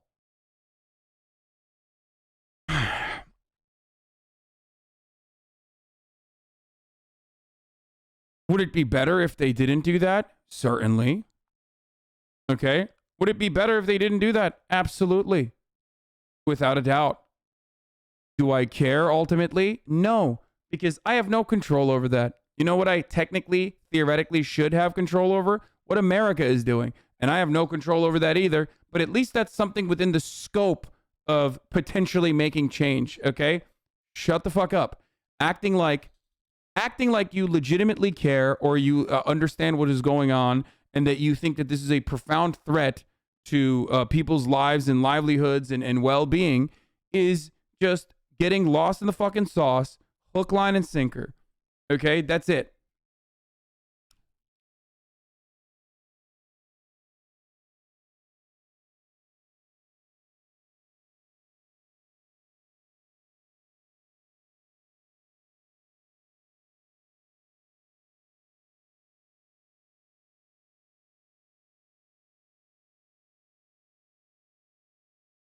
Meanwhile, the CIA has been training Ukrainian paramilitary secretly since 2015 because that has worked in the past. First of all, that wasn't even a secret. They also literally funded the Azov battalion, which was straight Ukrainian Nazis, by the way, like actual fucking Nazis in Ukraine. And then that was a bipartisan effort, by the way. Amy Klobuchar, shouts out to Amy Klobuchar, girl boss, and also John McCain, rest in piss. And then when it came out that they were like straight up fucking arming Nazis in the Azov battalion, which was like an openly Nazi battalion, then they decided to say, oh no, we're going to keep funding, obviously Ukrainian paramilitaries, keep training them, but like we're going to make sure that it doesn't end up in the hands of Nazis. A similar thing has happened with our arming of Saudi Arabia. In Saudi Arabia, weapons that we have sold to Saudi Arabia have actually ended up in the hands of Al-Qaeda. Remember Al-Qaeda? I know they've been kind of washed lately. Nobody really talks about them. Al-Qaeda is still in operation in Yemen. Okay, I can't go to Yemen. I'm an analyst. Guess what? You know who can go to Yemen or is going to Yemen and using American weapons in Yemen, where there's a man-made famine going on still, a genocide happening as we speak? Al-Qaeda. That's who's going to Yemen. That is precisely why I think it's like fucking laughable when you're like, oh, no, what is Russia going to do? They're going to do World War III. It's not happening. When you said you talked to Putin and he listened to you, I knew I have to follow you. Yeah.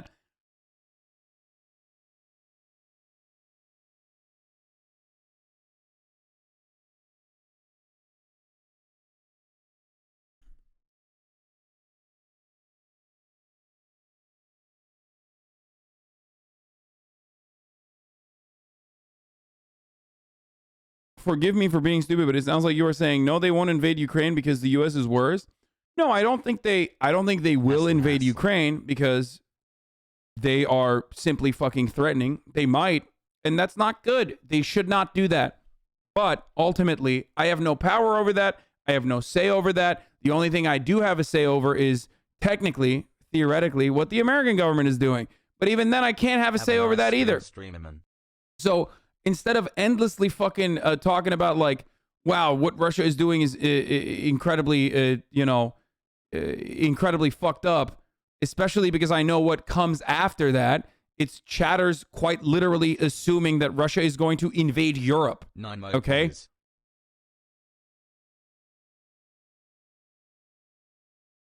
It blows my fucking mind that Russia is going to invade the continent that they sell natural gas to. Like they're the continent of countries that is collectively keeping their economy alive, okay?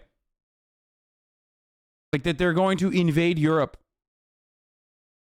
If they want to deal with, if they want to stop Russia from invading Ukraine, they'll just say, we're no longer buying fucking natural gas from you. Did I miss okay? the top of That's the it. hour ad break? It's over.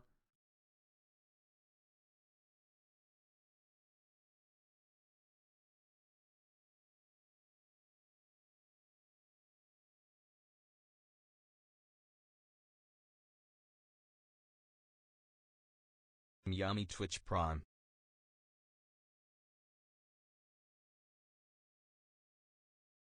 Chat will say you're defending Russian imperialism and then turn around and defend American imperialism. Look, we moved on. Now that we moved on from Russia, now we're at China, though. Yeah, I know.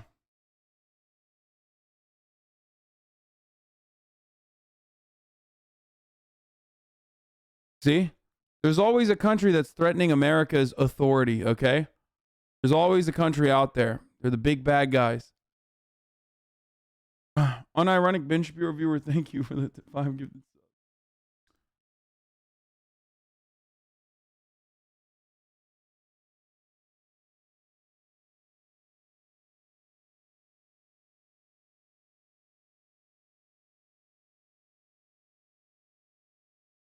Got the same energy as like the other thing is the same energy as like North Korea's missiles, dude. Man, those North Korean missiles are gonna fucking they're finally gonna come to America. They're gonna wipe out California. Okay. Ben, the fact is he's got the job for 3 more years. We're hostage to it. If you are him, and we watch Bill Clinton pivot, we've watched other presidents pivot, and you go back in history, it constantly happens. So Bill Clinton actually recommended to him, go back with Build Back Better, pick 2 things you want and reintroduce it. And he goes, pull back. So if you're him, you got to fire everyone, beginning with Ron Klain. Whoever loaded the prompter for that speech in Georgia has to be fired. Whoever sent him to Capitol Hill while Senator Sinema was on the floor has to be fired. His staff is as inept as... Yeah, dude, they gotta... I love when Fox News is acting like they care about Biden's approval rating for anything other than just like content. Like, thanks. I really want to hear from this guy about like how Biden can improve his administration. You know what I mean? Like that is at the peak of concern trolling where it's like, you know, it's really Fox and Friends. We are a friend to the Biden administration. We want him to do well. His speeches. So where do you go from here with 3 more years? I mean, the biggest problem for Joe Biden is that, forget his staff, Joe Biden, his entire image was that he was gentle, empathetic grandpa. And then he allowed Afghanistan to fall to 8th century cavemen and got 13 American service members killed and left hundreds of Americans behind. And that image was gone. And then he decided that he was going to call everyone who disagreed with him on federalization of all voting procedure a segregationist or a slaveholder. And now it's really gone. His image has been so tarnished at this point that I don't think that he can pivot to the center the same way that Bill Clinton did. Bill Clinton never lost the image, at least early on in his presidency, of at least being this sort of genial person who felt your pain. Joe Biden has lost that, and once you lose it, I'm not sure you can regain it. We're doomed. You know, Ben, ultimately, I think a lot of people who voted for Joe Biden have buyer's remorse.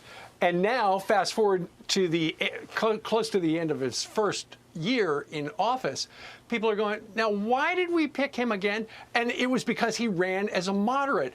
But once he got into office, then suddenly the leftists in his party and the people he installed in the White House pulled him so far to the left. I think if he goes more into the lane where he ran, I don't know that he would win re-election, but I think certainly his poll. Dude, he's just. I love when the handshake emoji between fucking corporate Democrats and Republicans happen, by the way, where it's like corporate Democrats are like, man, we can't be going so far left, you know? It's just crazy. It's scary. And then Republicans are saying the exact same thing, and people don't recognize that it's like if Biden is a leftist, dude, if Biden is a leftist, then, you know, he's just leftism is nothing. It's meaningless. Okay. Yeah. Left of Lenin, Joseph, left of Lenin, Biden, dude. Poll numbers would go up because I think a lot of people, you know, So what they need to understand here is like what liberal Democrats who listen to this and go, wait a minute, that sounds a lot familiar to like what my opinion is. Okay. Neoliberals that hear this, that claim to be leftists or progressives or whatever. What they should recognize is that, like, these guys don't have the Democratic Party's best interest at heart. You know that, right? Because, you know, you engage in team sports. That's the only way you can analyze politics. So why the fuck is their argument for Joe Biden the exact same as you? Just think about that. Why is there concern trolling of the Democratic Party? Why do those talking points feature the exact same talking points as you know, as your concerns over the Democratic Party? They're smacked in the face with the inflation and everything else, and it hits them all day. You're on the same team, brother. Bad decisions by this administration impact me all day. Whether I'm in the grocery store, whether I'm at the gas station, whether I'm wearing a mask somewhere, all day, Ben. Yeah, no, I agree with that. I mean, listen, he made a historic political blunder by deciding to move to his left in an attempt to be LBJ or FDR when he had 50 senators plus Kamala Harris and a very slim House majority. He did not have a mandate to do the Bernie Sanders routine. It was amazing. He beat Bernie Sanders because he was not Bernie Sanders, and then he allowed Bernie Sanders to body snatch him. And suddenly he was doing Bernie Sanders' agenda. Well, that was never going to... Yeah. The Bernie Sanders agenda, the new FDR. Remember, boys? Remember how everybody wrote in unison that, like, Joe Biden had the capacity to be a new FDR? And people would yell at me when I was like, he's not. You're fucking stupid. We're not even in the first 100 days of his administration yet, Hasan. It's like, it seems like you're just anti-Democrat. You have no other politics, but you're just anti-Democrat. No, well, I was right. It doesn't fucking matter. And you were wrong, as always. That was never going to be a success. The only way that he has a possibility of re-election, or that any successor of his has a possibility of re-election. Yeah, the only thing that he's close with the FDR administration is internment camps, okay? But not for the Japanese, but instead this time for Haitian migrants and, you know, asylum seekers that are coming over the southern border. So there's that. There's that FDR analogy that's apt. But other than that, you know. As if he abandons his grand and glorious dreams of being a historic president and just goes back to being what he was theoretically supposed to be, which was a caretaker president who's just not going to be Trump. I mean, that was essentially his pitch. I'm a dead guy who's not Trump. And it kind of worked, but it turns out that as much as he may be close to not being alive, at least in image, he certainly had a very live political agenda that his... Okay, we're done. We're done with this. I can't watch the rest of it. It has been a... President Biden's approval ratings hit new low amid major setbacks. Oh, I don't know. Should we move on to fun shit? I don't really care about the Biden administration's like approval ratings any further than this. I mean,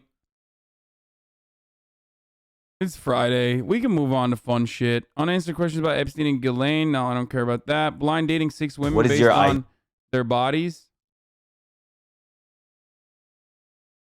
Skip it. Is another fucking Freedom Friday, baby. Let's do it. And this time we're freeing the nipple. All right, let's do it. Blind dating 6 women. Before we get to MasterChef Season 5, by the way, because we are going to do that. Ideal body type. I would say someone who's like fit, someone who could definitely just like throw me around. Yeah. Oh, all right. That took a turn. Noted. I love this new Jubilee. New Jubilee has like fucking decided that, you know, we're going crazy. We're going crazy with it. We're going horny. Okay, this is Jubilee After Dark. And I love it personally, okay?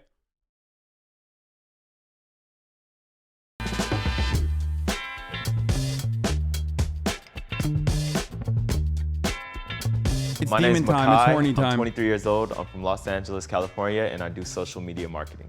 I would say my body type is someone that's very slim, someone that keeps up with themselves. I wouldn't say tall, but just someone around my height. As long as she's not like 3 or 4 feet taller than me. Okay. Yeah. Oh wait, sorry. Wait, inches. Sorry, I meant inches. I'm not the biggest or the strongest, but I know that I have some great qualities. So I like my body. I'm always gonna be confident about myself.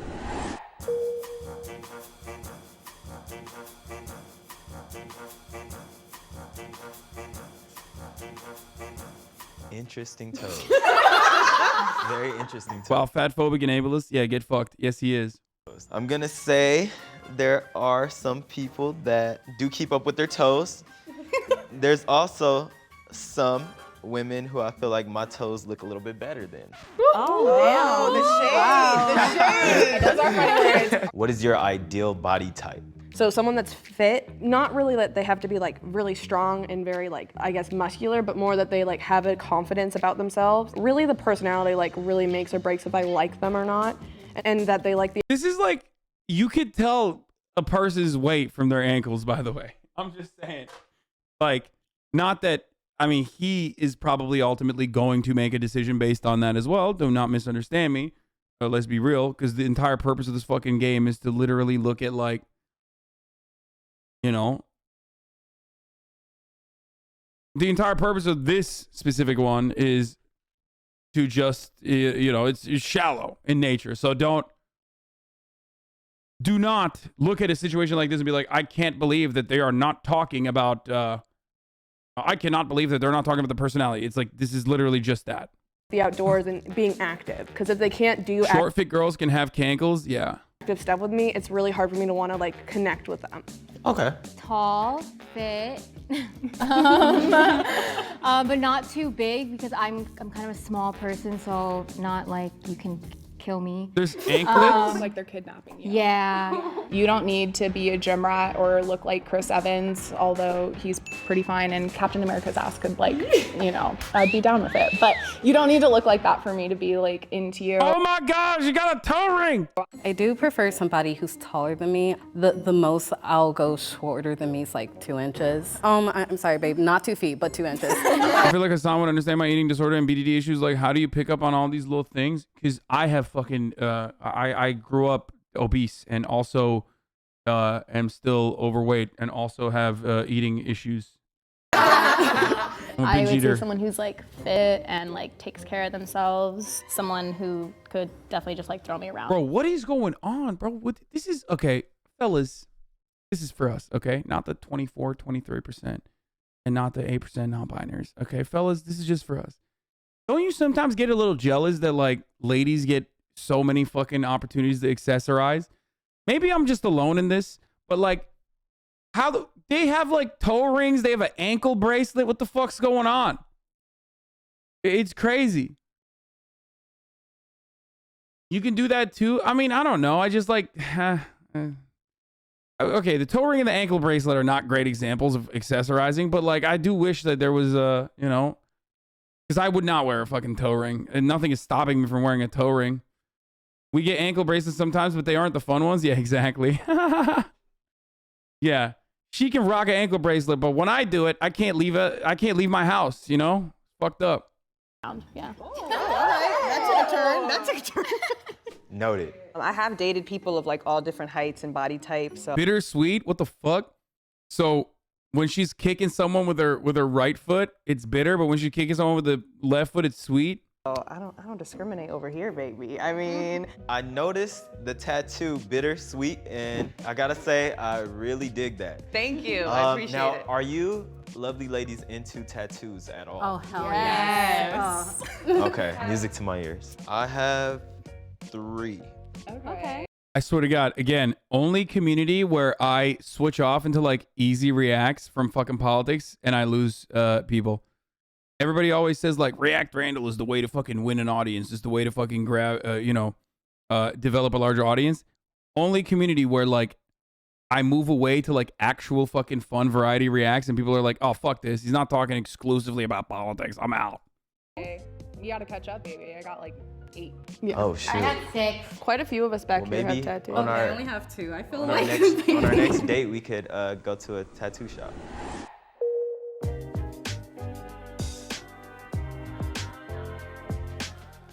I'm probably going to have to go based on the feet.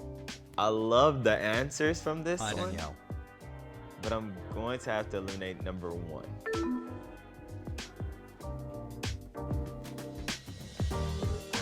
Oh, hi. Nice to meet you. And you got a tattoo. Hi, Nice to meet you. Nice to meet you too. I don't know. They were the only ones not really done. Yeah. Like that, she's rocking like the Nike, dry fit underpants and shit. Like, you think someone's just over there blasting panties? I don't think so. That would be crazy. I hike. I sure hope not. And like lift, so Yeah. nail polish just gets rubbed off. Yeah, I like going hiking too. Yeah. I messed up.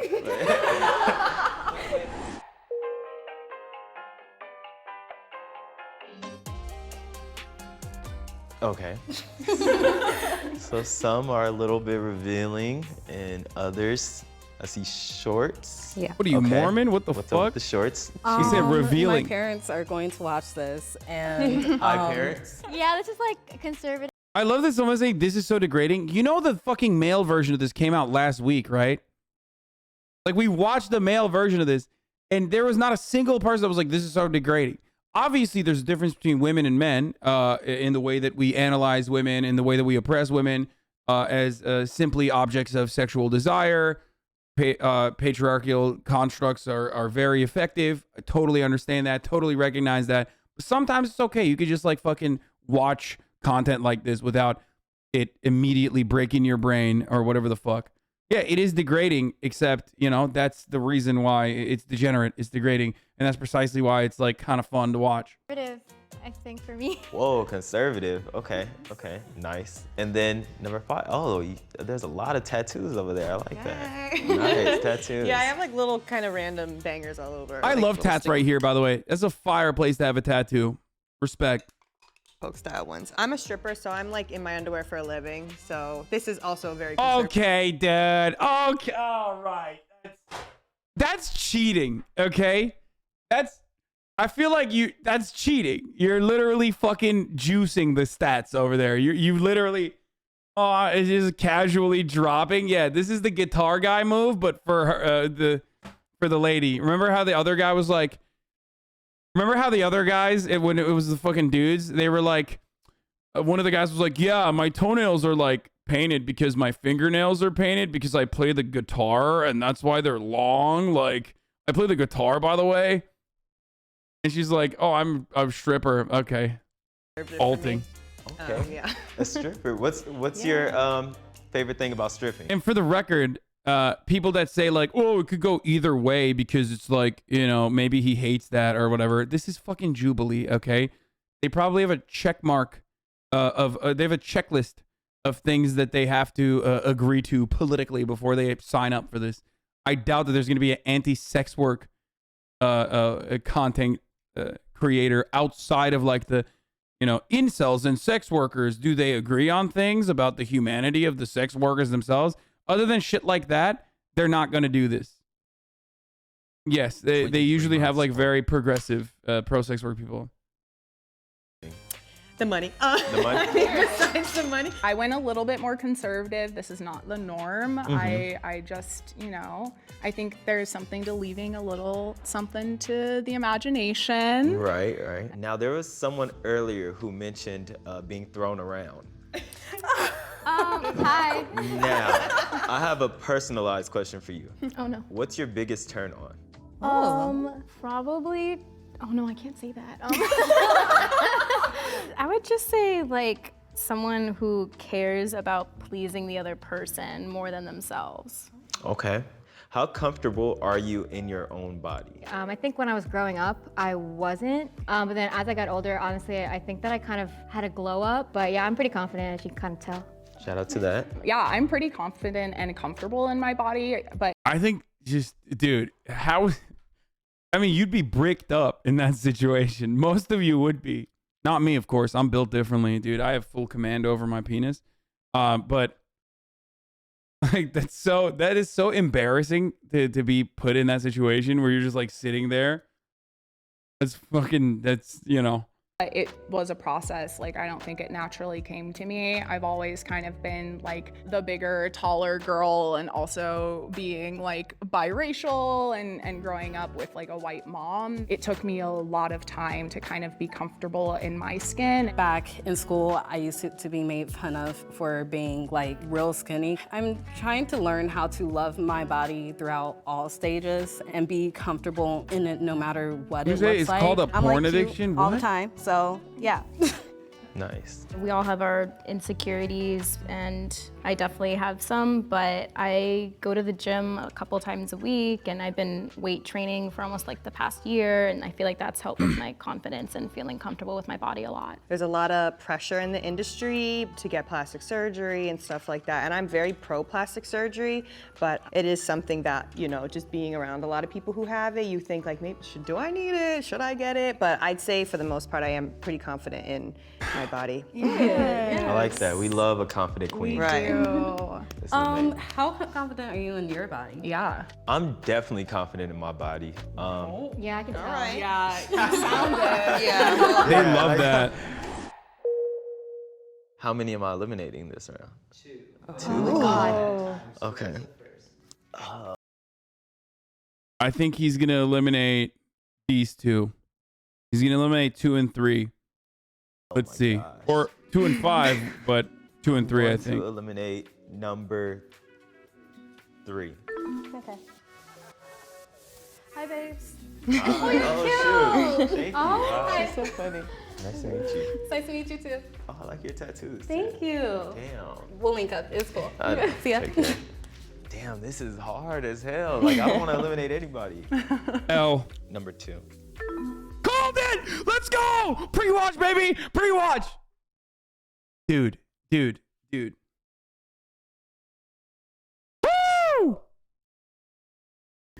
I pre-watch all my content ahead of time, baby. Let's go. I spend more time live during the day than not live, but it doesn't fucking matter, dude. It doesn't fucking matter. I'm actually, it like physically is almost impossible for me to also sleep and fucking pre-watch all the content before I before I actually watch it. Sometimes the video comes out, while I'm live, but I'm still pre-watching. Hi, I'm Angelica. Nice to How meet dare you say I'm bricked up? I'm using all the fucking juices in my brain to be able to do precog. Nice to meet you as well. I thought you were going to be taller than me, so I was like, okay, I'm tall. You're It'd pretty be like tall. that. It's okay. Yeah. No harm, no foul. It's okay. Take care.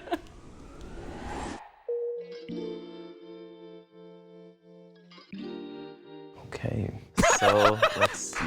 What's your least favorite? Bro, he goes, okay. Oh, Jesus Christ, dude. God damn, so much losing in the chat right now. Might as well be called the Biden administration, am I right? Oh, baby. Thing on your body. Either my boobs or my nose. Okay. I don't think I'd ever get a boob job though, even though like I'm kind of insecure about my boobs. I don't want to be like, yeah, I'm gonna do what you want me to do. Ladies, don't do it. I mean, if it makes you feel good, sure, but don't do it. Not that it matters to me, obviously. I mean, what the fuck do I know? But you don't need to, I promise. I'm gonna do the opposite instead. What does that key mean?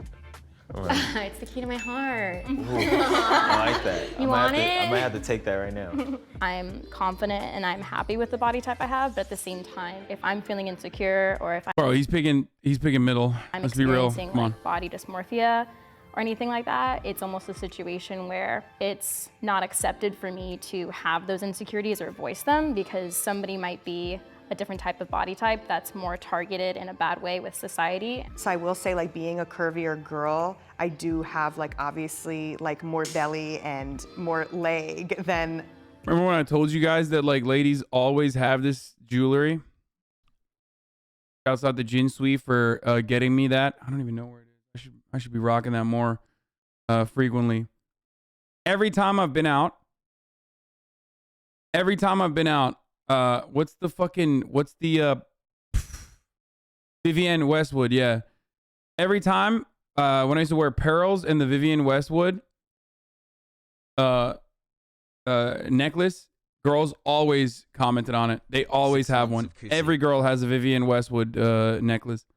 A lot of, like, Instagram models and stuff do. Obviously, like, everyone has their angles and stuff that you could, like, kind of hide that a little bit. Why are you single and what do you look for in a partner? I'm single probably because of my bad taste in guys. I've only been in one relationship technically, and we never even labeled it because it was just so toxic and honestly like emotionally abusive. I would say I'm single right now just because I'm a very picky person. I'm open to going out and casually dating and just having fun. I'm not necessarily like looking for the one.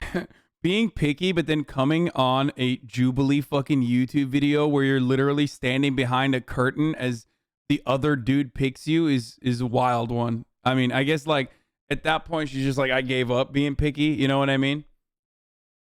Why am I single? I'm married to a community of 40,000 psychos every day that take up 10 hours of my day, and then usually even more hours of my day after that when I'm pre-watching all the videos, obviously, to come across super smart. So, you know, don't have a lot of time for personal life. I actually moved out here from the East Coast with my ex at the time, so put on my best clown makeup and came out here, and it did not work out. It did not work out. I'm looking for someone that's wholesome.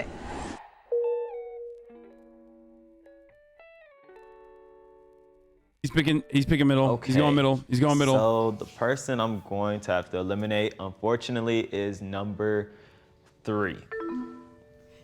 He's picking middle. He's picking middle. Hi. Damn, I love your hair. That's Thank sick. you. Oh, hi. Hi, Emily. I'm Makai. Nice to meet you. Yeah, What's I like your up? tattoos. Thank you. I like your tattoos. You have a nice story. You do have nice. He really has nice eyes, by the way. He really does. Thank you. I appreciate that. I like the hearts. Hair is cool. It's dope. I'm going to have to eliminate number 2. 1 year of brain What? rot, yay. Thanks. No, I was wrong. Hi. I'm Christina. Foolish. Hi, nice to meet Foolish. you. Nice to meet you. Hi. Damn. Foolish. I don't know. Like, you just seem very, very shy. I like your answers, though. Yeah. But, yeah. I got like the same glasses as you. You do? What's your vision? Are you Foolish. nearsighted? Oh my God, she's still flirting with him after she got clapped and she's still flirting. She's like, "Oh, what are your glasses?" Nearsighted. Foolish. Where you can see. What a fucking L. Hold the L. I mean, the first girl's also probably very cute as well, but like. Right. Right. Yeah. Give me. You want to take my glasses? Okay, Yes. for sure. Can I see him with the? Oh, yours is. Oh, I don't know. Like, I got fucked up eyesight. It's like 3D, huh? It's like a little stronger. Big L. Big L. Hold it. Hold it. You're holding it. You're holding it. You're holding the L. Yeah. Oh, I know. I'm sorry. Don't be sorry. You good? It was nice meeting you. Thank I'm sorry. you. Come on up.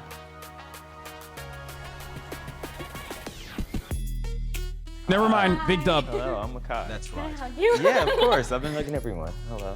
Hi, Maddie. You have nice tattoos, and I like your answers as well, especially with the key to the heart thing. That one was dope. That was dope. It's I'm okay. definitely It's a excited to dub. see, like, It's a dub. Good for him. what happens. Still L, but you know. Right now? I don't know where Could have been worse. Can I have your number, Instagram? Y'all actually do make like a really cute like couple. it. So like, if y'all don't date, I would be mad. Like, In 2012, Wait, what the fuck? 10 years ago, I predicted 2012 and 2022. Did I get it right?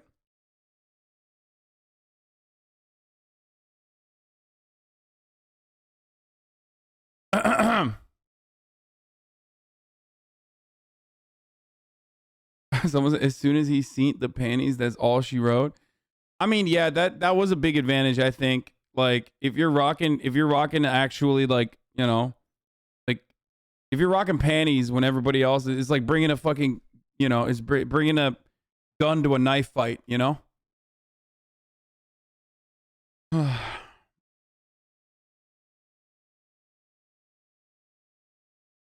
Tom Scott, the oldest 22-year-old. 2012 was the end of the world and we're all in hell now. What was I gonna do? There's like a bunch of stuff that I wanted to watch. Let me see. I think I had it I think I added it to my fucking. Oh, there's actually like a fucking Tom Scott video that I kind of wanted to watch, but it's an hour long, so I don't know. It's $1 million versus $1 billion visualized a road trip. There's lots of ways to compare $1 million to $1 billion, but most of them are volume. I think that's a mistake because volume isn't something that the human brain is great at. So instead, here's the difference between $1 million and $1 billion in a more one-dimensional way: distance.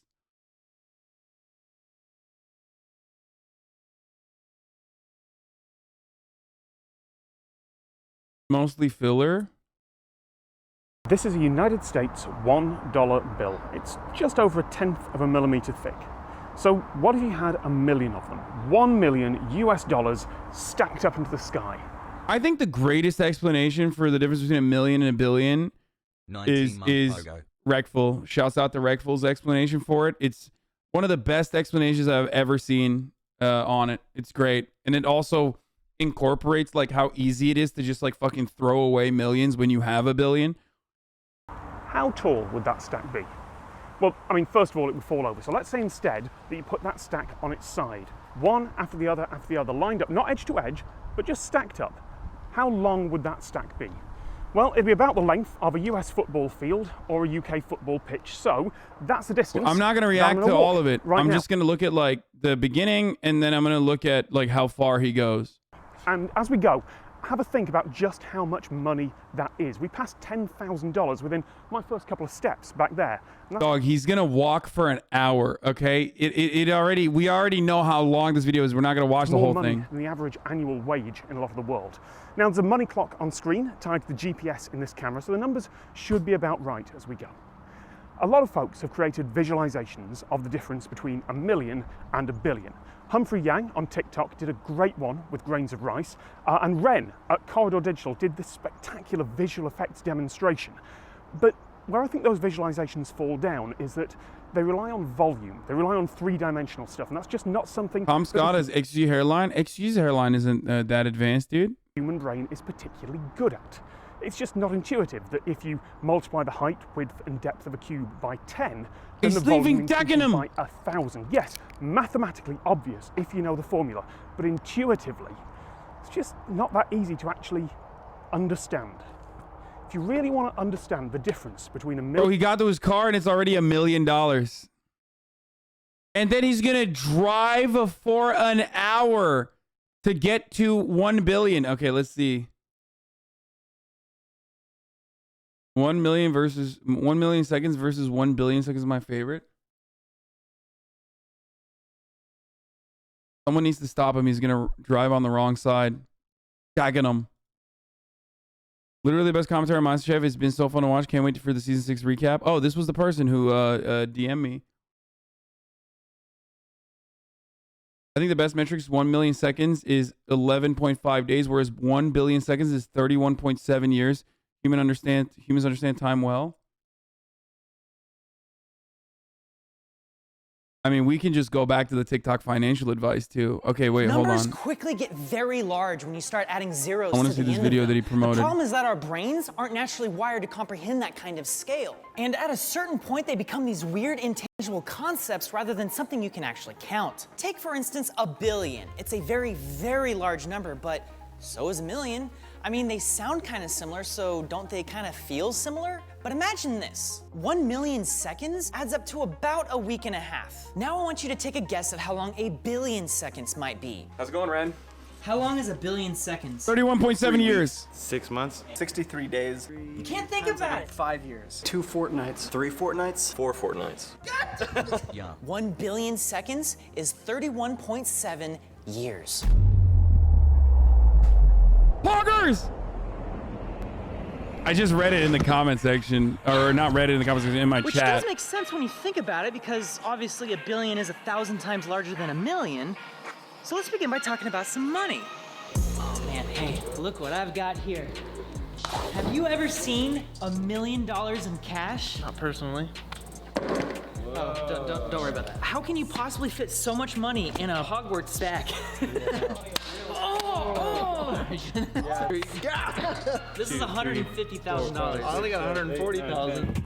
The reason why $1 million doesn't seem all that imposing is because you're only looking at 10,000 individual bills. So if this is $1 million in cash, That's crazy how little $1 million is in $100 stacks.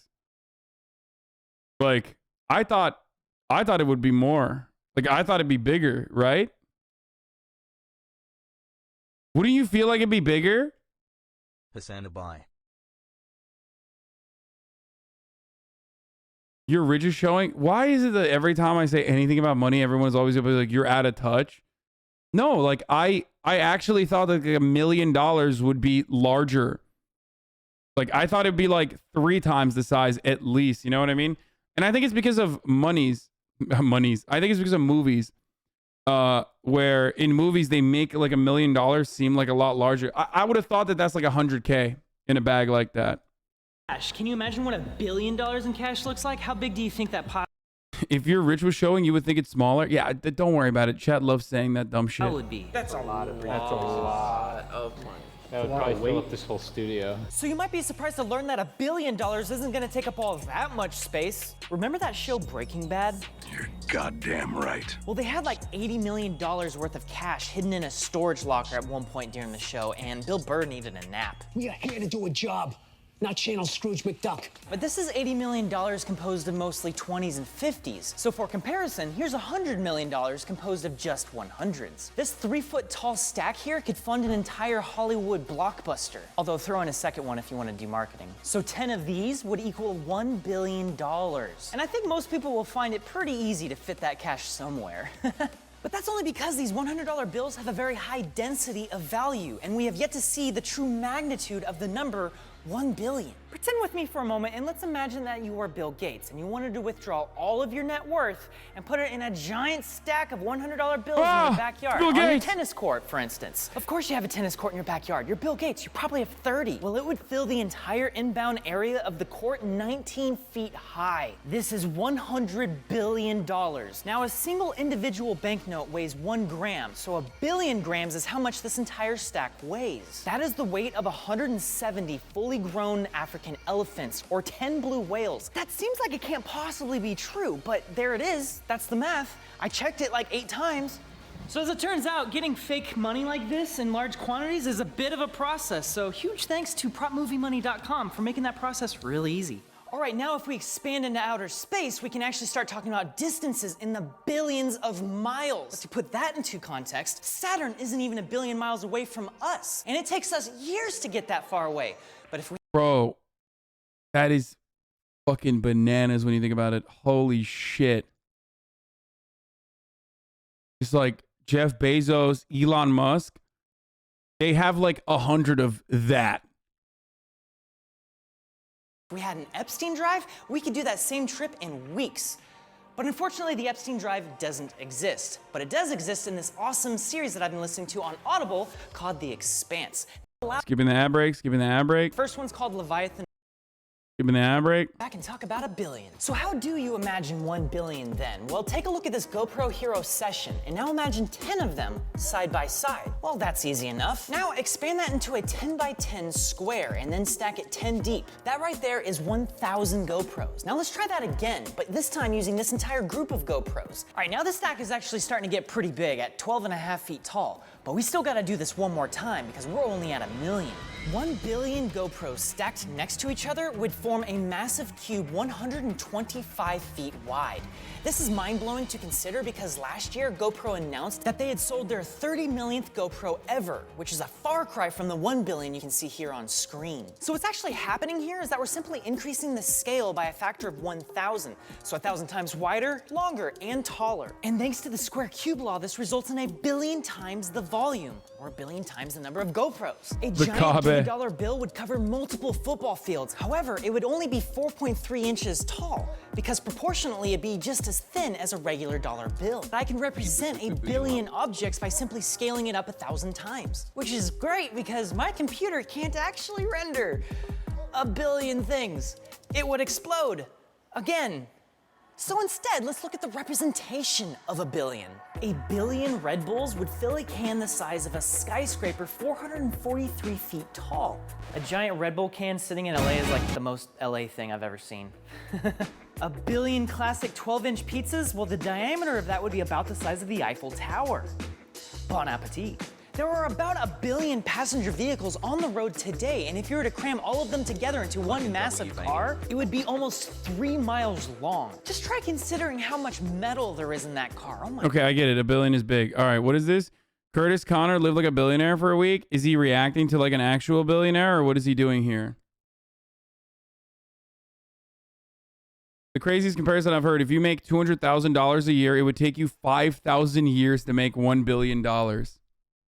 Now, the real reason why I fucking showed this to you, before we get to the obvious, you know, MasterChef Season 5, which we'll be getting to, and I know a lot of you are excited for this, was because, you know, we want to do octrillionaire, gazillionaire, Brazillionaire mindset, right? That is the only real way to get to $1 billion is by looking at people that tell you how to get to $1 billion, like we were looking at yesterday, and I was a big fan of this. How to get girls that it will chase you through online, this man asks. I do not know. You skipped the video, boys. He's justifying the wealth gap. Yep, that's right. I am here to explain to you that, like, I am actually a quadrillionaire. The first of its kind.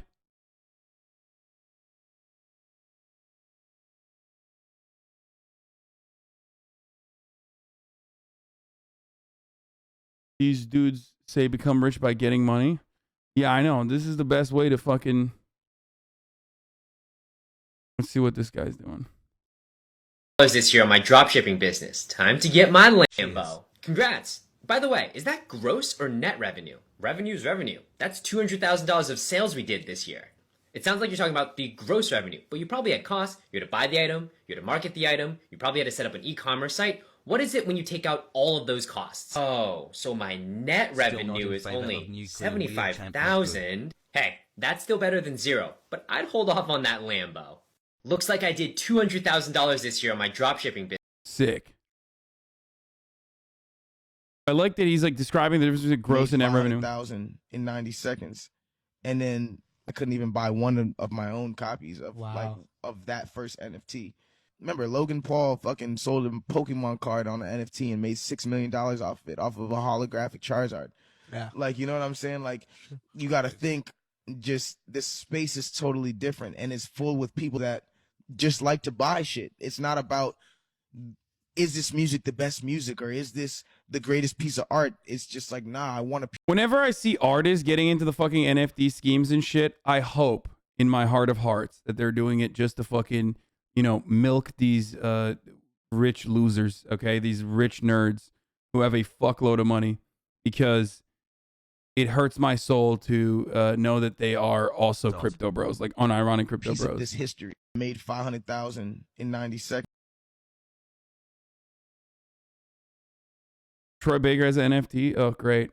How many of you know millionaires are millionaires? cheap? You go to dinner and they're like, you gonna pay or not? I know a car dealer in Chicago, Illinois. This guy must own 20 car dealerships. Every year he hires a general manager and then tells the general manager, go to Bloomingdale's and get an account so he can get another 10% off of a new account. This guy's worth hundreds and hundreds of millions of dollars. Still imprisoned by finances. How many of you know people that know how to keep money, but they don't know how to multiply? I'm talking about your millionaire uncle in your household, that one guy or gal that had some money. It's in a retirement account. I don't understand how, like, is this a commonplace occurrence? Like, a lot of people know millionaires? Like, what's going on?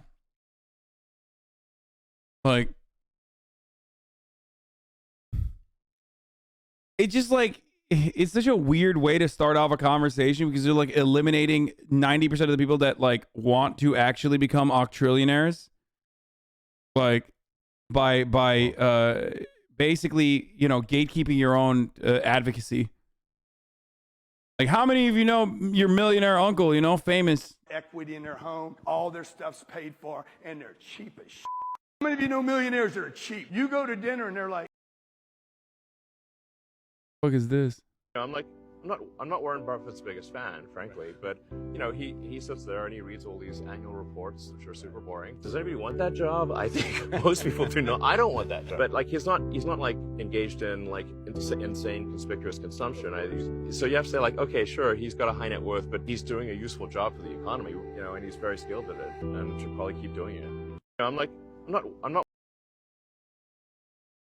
Damn, I can't believe he's shitting on fucking Warren Buffett. What Elon Musk does is way different than that. Okay, yeah, he's way more useful. All right, let's see what Kurtis Connor had to do. Living like a billionaire for a week. God, it's so thick. All right, folks. Happy New Year. It is 2022. The sequel to 2020. You know, the last few years have been a lot, but this year is going to be different. Even though this time last year, Ontario went into a lockdown, and Ontario, where I live, just went into another lockdown. Your uncle made you and you just forgot about him? Wait, what? No, I didn't forget about my uncle who made me. My uncle still makes me every day. If you ask people in Reddit, like he's paying all 36,000 of you that are in here watching right now. Down like a few days ago. So maybe this year will be different, as in it will be even worse. Who knows? But since it's a new year, I need to make some changes. You know, I'm in like the worst shape of my life. I drink too much coffee and wine. My body hurts like all the time. And I'm sure my mental health could be... How dare you, Kurtis? Better. So I figured this year I should really try to improve myself, you know, make myself better and document it. So, you know, I could inspire some of you maybe. So how am I going to do it, right? How do I make myself better? Well, I think the best way to improve yourself is to mirror the habits of happy, healthy, successful people, right? And who are the happiest, healthiest, most successful people in the world? Billionaires. Duh. They're awesome. True. Dude, billionaires are the best of us. They work hard and they play hard. And they look out for the little guy. The only way to measure success is through the lens of capitalism. And they've got the most cheddar, so they're doing something right. I want what they have, you know? Hold up. Before we continue on with this video, I am all over the fucking place today, but this is something that I wanted to talk about earlier today. I saw a DJ Academics post earlier today that was actually a Twitter post from Mark J. Burns 88. Let's take a look really quickly on who made the most money on YouTube millionaires. Okay. Remember when, no, this is related. First of all, Kurtis, love him, but kind of a broke boy. Okay. Why is he kind of a broke boy? Oh, that's right. Not even in the top 10. Okay. Not even in the fucking top 10. So remember when the Twitch income data leak happened? And everyone was like, Twitch streamers are making money? And I said, yes, Twitch streamers are profoundly fortunate and that we have a really cushy job and we make a lot of fuckload of money, okay, straight up.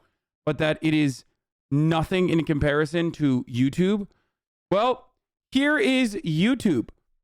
Number one YouTuber in 2021, the top earner was Mr. Beast with $54 million. Number two at Jake Paul with 45. Number three at Markiplier at 38. I don't know what mythical is. Is this TSM mythological or no? It's not. Okay, it's GMM with $30 million. Unspeakable Game. Don't know who this is either. Holy fuck! This person literally has only 153,000 followers and made $28.5 million. Natsia, don't know who that is, with $28 million. Ryan Kaji with $27 million at the 7th spot. Dude Perfect with $20 million. Logan Paul at $18 million. And, oh my God, by the way, Logan Paul at 18, Jake Paul at 45. Holy fuck, dude. Jake is destroying his older brother.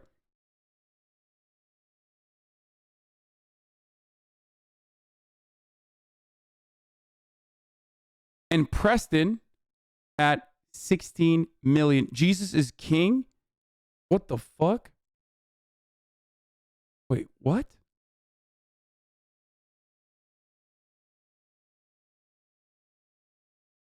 Who is Preston?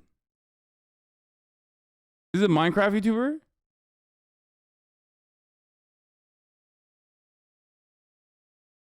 So part of the reason why Jake Paul obviously is in the top of that list is because of boxing, and so is the same with Logan.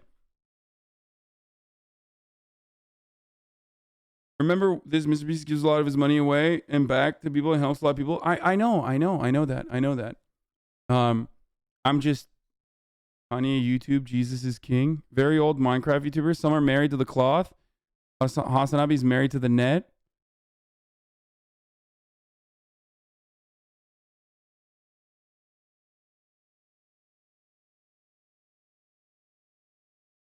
Where's PewDiePie on that list? I don't think PewDiePie cracks the top 10.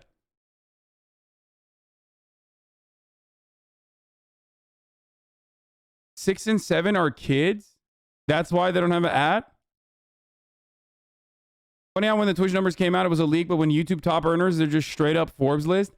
That's the funny part, yes. Because YouTube is now officially an institution, okay? It is like, it is an institution. That's it.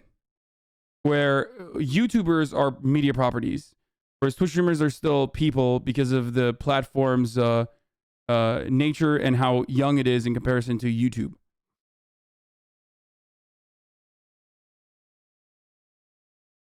Okay? Now, I don't think this is just ad earnings. I think this probably is like revealed data. Used to be a dope Minecraft YouTuber a long time ago, kind of dropped off, but still makes tons of content for kids, so big bank.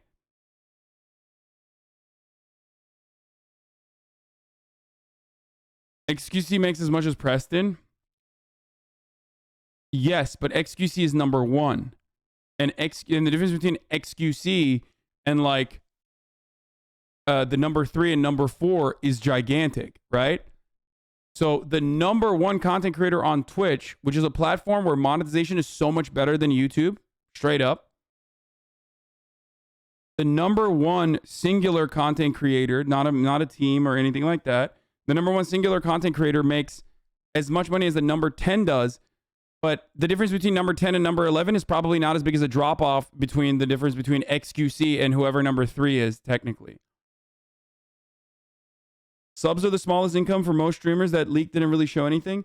It's not just subs. It's also ad revenue as well. It's whatever Twitch pays you out. For a lot of Twitch streamers, it doesn't show that much because a lot of Twitch streamers make a lot more money both on YouTube and also on ads, like advertising sponsorships and shit like that. But YouTube still is fucking clapping ass cheeks with earners, is what I was trying to say.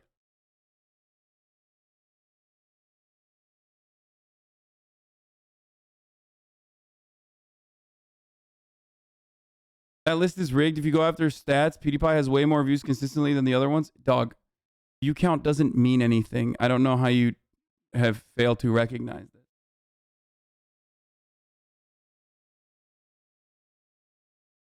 Wait, super chat ranking earnings? You can wait, what the fuck is this? Super chat revenue is 3 million? What? What is happening here? What is this? Someone made 3 million just off super chat on YouTube? What the fuck? Dude, I don't know what that is. I don't know what is going on there. What does that even mean? What are they doing? What do they do? I don't want to click on it. I'm a little worried. Is that TOS? Fog. Oh my god, this entire list is anime girls. Oh my god. Oh my god, Tim Cass is at fucking number 15 in between. What the fuck? What is happening right now, bro? Timcast IRL at number 15 between just exclusively anime girls. I think they're anime girls, right?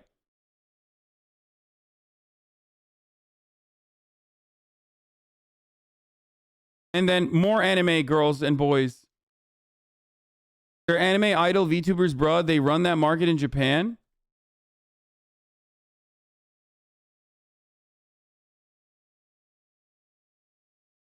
Coco graduated, stopped uploading like 6 months ago and still got number 2. Her graduation stream had like 500K in super chats. What?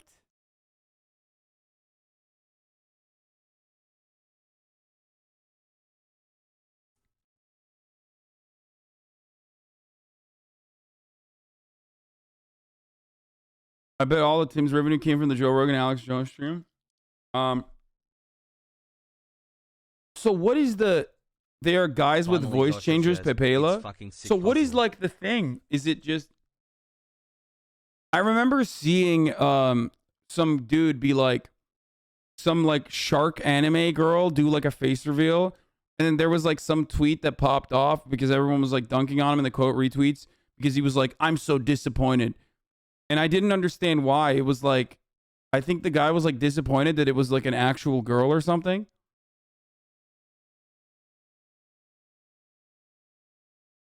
Why does this chat know so much? Elwig only made 20,000 from... Oh, this is weird, dude. What the fuck? Oh, it's just super chat revenue. Okay, got it. Also, that's a lot of fucking revenue that he's generating just off super chat. What the fuck? Like, that doesn't even feature like membership shit like that, right? Or is YouTube just only... Plus, it doesn't matter. When you're on YouTube, YouTube contracts are a loss leader for them, and they pay you on the basis of what you think you're going to generate. And Elwig's contract is good, so it doesn't matter. It's like YouTube is paying him.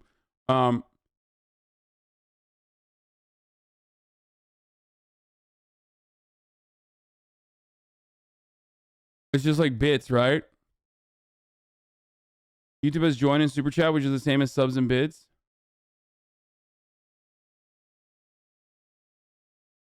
Cheese. It was a woman and it was confirmed true. Why do you guys know so much about VTubers? Do you guys watch a lot of VTubers? Broke boy. Yawning face. Why are you making fun of me? Bro, look at the similar channels though, dude. Look at this. Look at this. Look at this. Look at this. Look at this. Daily dose of HasanAbi, HasanAbi clips, HasanAbi 2, HasanAbi Mom moments, YouTube channel, H3 podcast, HasanAbi gaming. Dude, this is crazy. I don't know anything about VTubers. I thought it was like a meme. It is wild to me. Anyway. The appeal behind VTubers is that people like the persona of talking to a cute anime girl. It's them having a waifu personified, the illusion of talking to a 2D girl in a 3D space. Super chats are still fairly new along the join option, but it's the fact that you don't have to see/talk to a real person that people enjoy. What the fuck?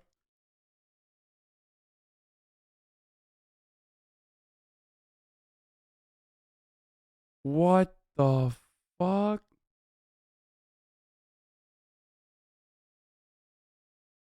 Didn't you literally go on a podcast with Nux? Is Nux a VTuber? Is that what he does?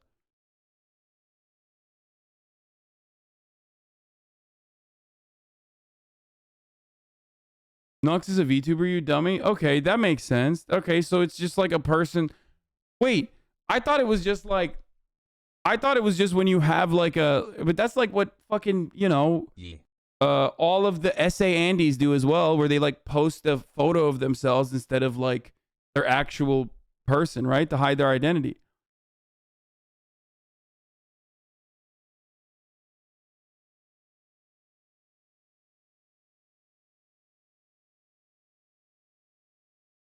Code Miko is a VTuber too. I mean, that's a pretty shallow way to look at it. It's not like VTubers can't be good content creators.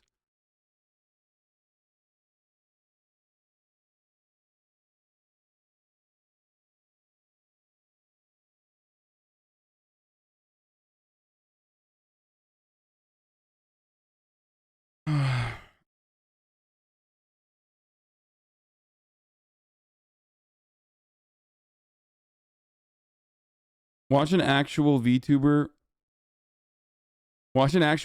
clip and educate yourself. Man's out here in my fucking chat posting like posting as though like I need to fucking you know, I need to apologize for not knowing what VTubers are, dude. Educate yourself on VTubers. You're disgusting. How problematic. All right, let's get back to Kurtis. No, I want that sweet baby rays. Hey, sweet baby rays. Smoking meats. Smoking meat. Okay, I gotta pee. fine, I'll drop the sarcasm. I'll be back in 1 second. Billionaires are losers. Okay, they're fucking weird, man. They're weirdos. I want to fucking stuff them all into a locker, figuratively and literally, and then ride that locker down a mountain. Like a snowboard. Jeff Bezos? Loser. You know how stock market bros are always, worried about inflation? The only inflation that Jeff Bezos should be worried about is the inflation of his left eyeball. It is so much bigger than his right eyeball, and I hate it so much. I hate it. And yes, I am body shaming.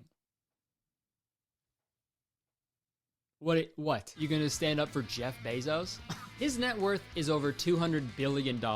Too much money. You're allowed to body shame a billionaire. You can body shame a billionaire as a treat. Warren Buffett? Come on, man. Do you know 50 Shades of Grey was actually named after that guy's teeth? Look at those things. He's got overcast in his mouth, dude. Sorry, this video could just be me making fun of rich old guys, but I need to get to the main topic of this video. So we all know that becoming a billionaire cannot be done yourself through hard work. It's not gonna happen. If you wanna make $1 billion for yourself, if you wanna have $1 billion, at some point or another, you're gonna have to exploit the working class. That's just the way it goes. And a lot of these billionaires were already born into wealth or just had a way easier path to success, if you know what I mean. Because according to Forbes, there are 724 billionaires in America and only 7 of them are black.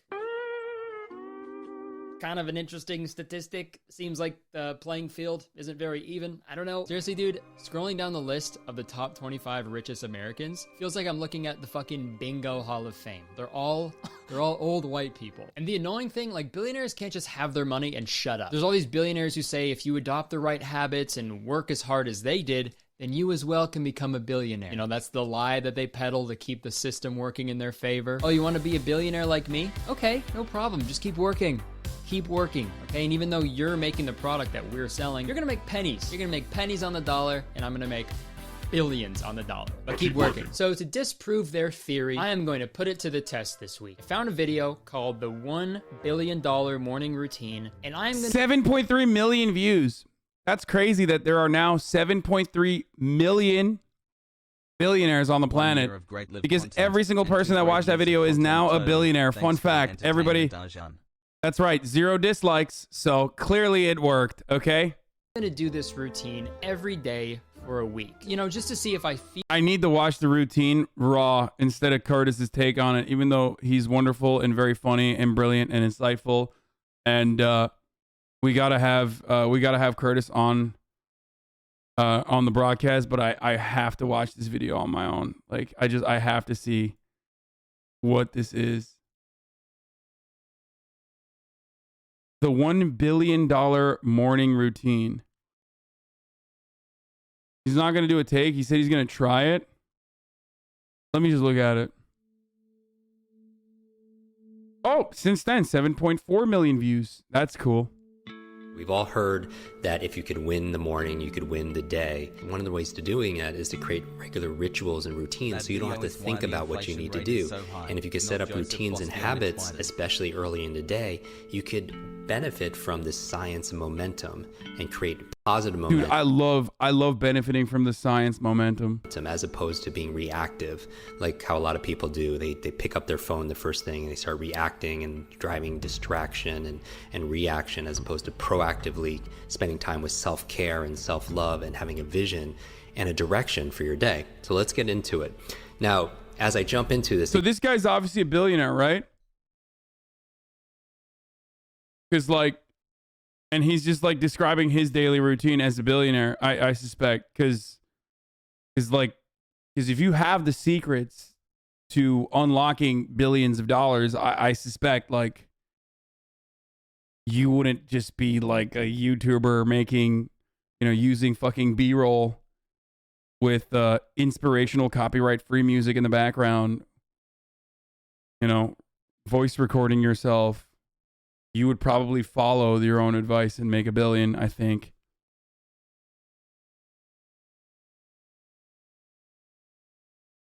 Okay. Again, this is my ideal day. So sometimes I can't do all of this, but I could do as many as I can. So the first thing I do when I wake up is I recall my dreams.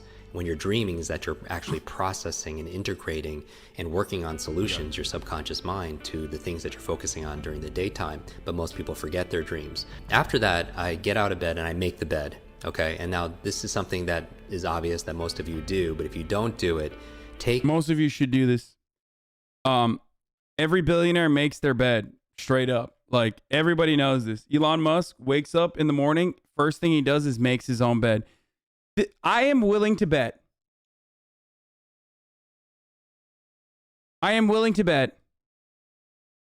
that there is not a single billionaire in the top 100 wealthiest people list that actually makes their own bed. Not one. Do you understand? Not a single one. Fuck it, in the top 1,000 wealthiest individuals, there's not a single person that makes their own bed. Are you fucking insane? They are quite literally worth hundreds of billions of dollars. Why in the ever-loving fuck would they make their own bed? Okay? Making your own bed is not a bad thing. It's a good way to jumpstart and fire off something in your brain that allows you to feel like you got a modicum of success from a goal that you had set for yourself. That's precisely why it's like the best, and if not the only good Jordan Peterson advice.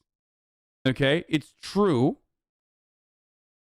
Having said that, however, none of these billionaires are you know, they didn't make $1 billion because they were making their own bed. Let's continue.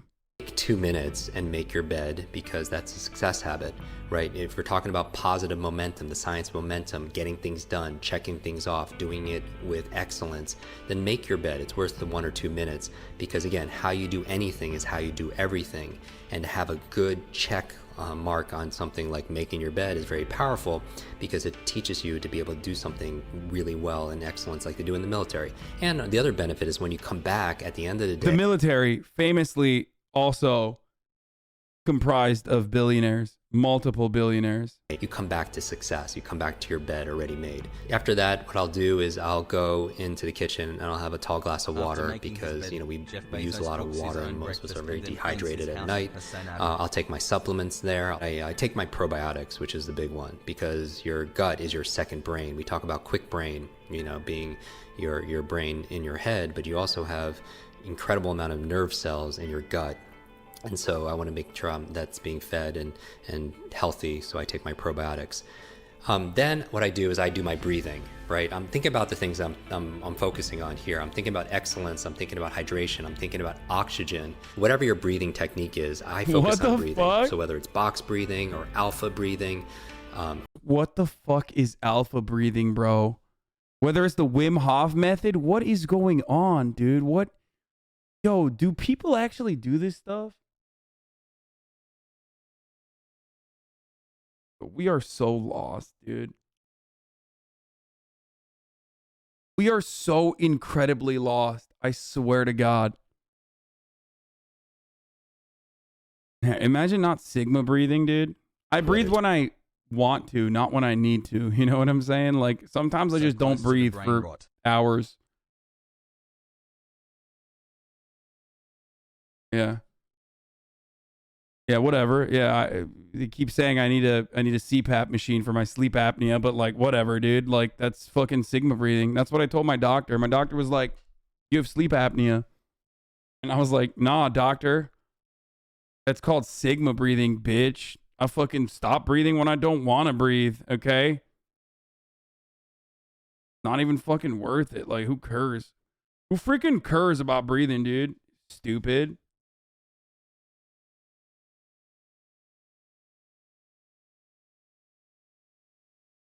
It's Wim Hof's method. I do a breathing technique because I want to fully oxygenate my body and, you know, my brain, which is obviously part of my body also as well. And maybe we could do another episode dedicated towards that. I do my meditation in the morning and also later in the afternoon or evening, sometimes before I go to bed, but I always do an early morning meditation. I do it for about 20 minutes. Mindfulness is so important. So I want to have a clear mind as I enter the day. And so meditation. Bro, this homie is just like meditating multiple times throughout the day and shit. That's crazy, dude. Your fat leaves your body through exhaling. This dude got 20 minutes in the morning to meditate. I mean, he's meditating like 3 times in the day. What the fuck?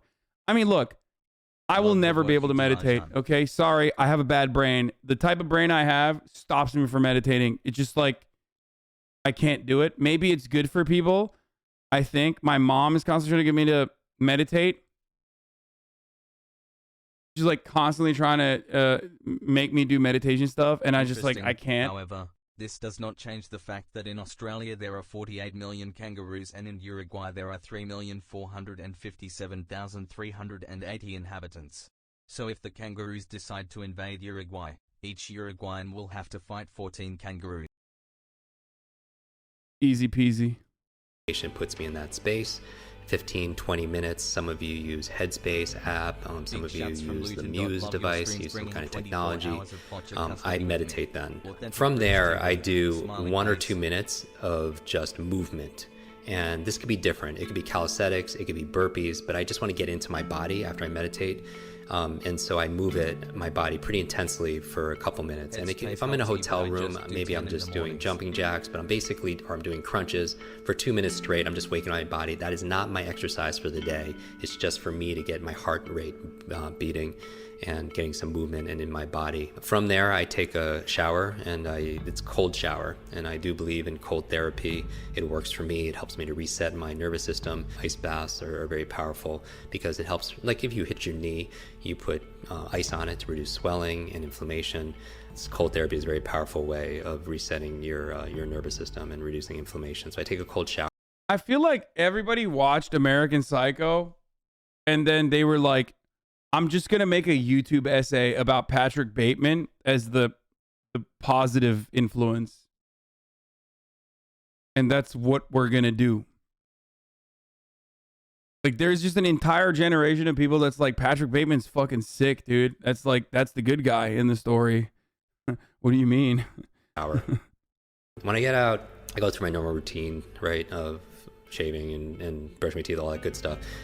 Then I make a tea, and my favorite tea is like a brain tea. You know, it's a combination of gotu kola, ginkgo, lion's mane, some MCT oil, and some other gems. As I go through it, I sip my tea, and that's where I write my journal. And I'm a big believer in journaling. I've been doing it since I've been in college, and I feel like some of the most I feel like none of this advice is technically bad.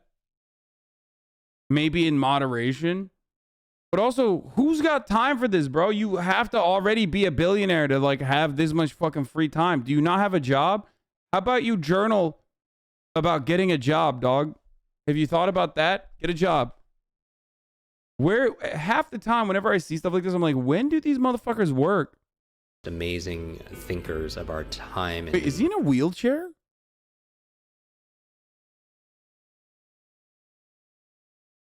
I can't tell what he's going. Are these like different people in B-rolls, or is this him?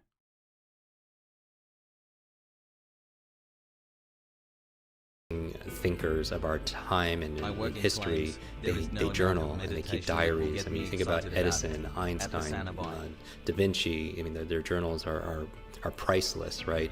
From there, right from journaling, since I'm writing, and I like writing. There's a lot of studies saying that handwriting is better than actually typing. Then, since I'm writing already, I'm going to my to-do list. And we all have most of us have an ongoing to-do list of things that we need to get done. Wait, writer brain? Meet your brain coach. For almost 3 decades, Jim's been teaching students worldwide, including Fortune 500 CEOs and Hollywood celebrities, to improve their memory, read faster, and study effectively. It's not about how smart you are, but how you are smart. But how are you smart? Wait, what?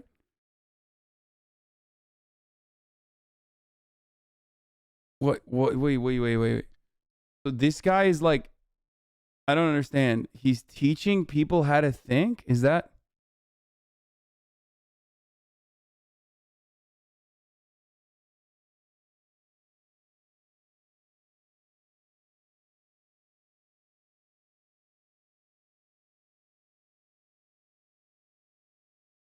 Jim's book, Limitless, contains a step-by-step formula to dispel limiting beliefs, sustain energy, and activate your memory, focus, productivity, creative thinking, and so much more. Discover the formula to become truly limitless. In this book, Jim shares the limitless model and gives you an owner's manual. I love the idea that like all of these people actually became, you know, mega famous, mega wealthy billionaires after like I want to be the guy who stumbles upon this website and goes, oh, that's crazy that Sergey Brin and Larry Page like became who they are after they got mind coached by this guy. Certainly it'll happen to me too. It's like, nope. Wahoo 17 months. Zillow fine thread.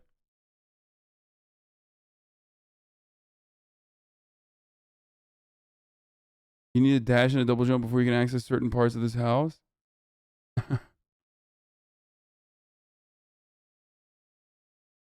It's pretty fire. Anyway, let's continue. For me, the big thing is I just want to be able to accomplish as a You got total bodied man, by Elon Musk? 3 things for work and 3 things personally. And they don't. I never used this guy. He gave a talk at SpaceX once. Thank you for correcting the error in the article headline. To be clear, once again, I am not Elon Musk's brain coach. He doesn't need one. I was honored to be invited by him to give a talk at SpaceX. I did. That's it. Yo. God damn, dude.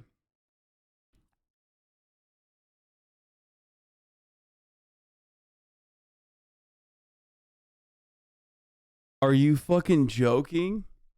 The Protestant Reformation was a mistake? I agree. The true alphas are the Catholics. Dude probably just asked them for photos and used them on his website. Yeah, that's what I'm saying. Like that.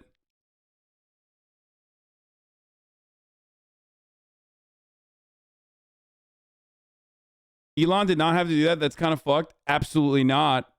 This is the one time where I will absolutely hand it to Elon Musk for going out of his way to be petty as fuck, because it is totally valid and worthwhile to do this to con men like this. Okay? It is totally valid and totally worthwhile. I mean, obviously, part of the reason why Elon Musk is doing that is because he's like, you know, he's the con man. How dare other con men use him to do cons? Like, get the fuck out of here. But I respect that. This is the one time where I respect what he's, you know, what he's done. Don't have to be all epic big things, but I just feel like that if I could get 3 of my work goals done on my to-do list and 3 of my personal things to do, then it's been a great day. So was it Elon white hatting? Elon Musk is a white hat con man. And you know, it's kind of like my friend Clay Hebert talks about a champagne moment. It's like your champagne moment when you're looking back at the end of the day saying, yes, today was a great day. Today I crushed it. Today I won. And in addition to my to-do list, I also have a list, to feel list, because I feel like... Because I don't know what to feel anymore. So I have to remind myself how to feel. To feel list? What the fuck kind of shit is this, bro? What? Oh my lord, dude. We are, a lot of our, who we are is our states and emotions. And I think I don't want it to be just where I happen to feel a certain way by accident. It's by its design. It's the metaphor I always talk about, the difference between a thermometer and a thermostat. A thermometer reacts to the environment.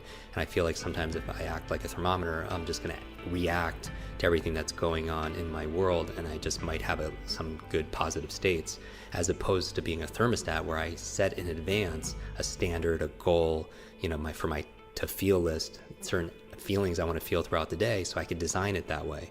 To feel loved, to feel curious, to feel bewildered. My favorite cool girl is getting her own Netflix show. Who's my favorite cool girl? Wait, is that fucking Cristiano Ronaldo's wife? That's crazy. Right, connection, gratitude. I also have, besides a to-do list and a to-feel list, I also look at my to-be list. Like, who do I want to be today? And, you know... Bro, this is sociopathic, by the way.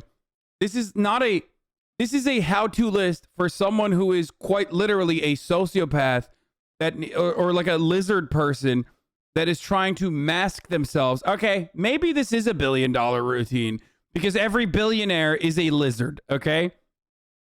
This is literally when you're Mark Zuckerberg, a lizard person wearing human skin, and then you're like, here are my list of things that I need to do so I can, you know, act human, appear human in public.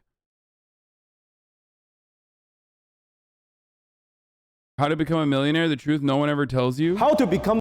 Oh, let's go. That guy's awesome. I've seen some of his videos before. That's fucking dope. Do I want to be a good partner? Do I want to be a good friend and a good leader, a good teacher, a good coach? Yeah, I'm like, on my how to be list, I'm like, I'm always, you know, I want to be a bad streamer today, and that's why I'm bad every day. Okay? Every single day I write on my how to be list, I write bad streamer. Sorry.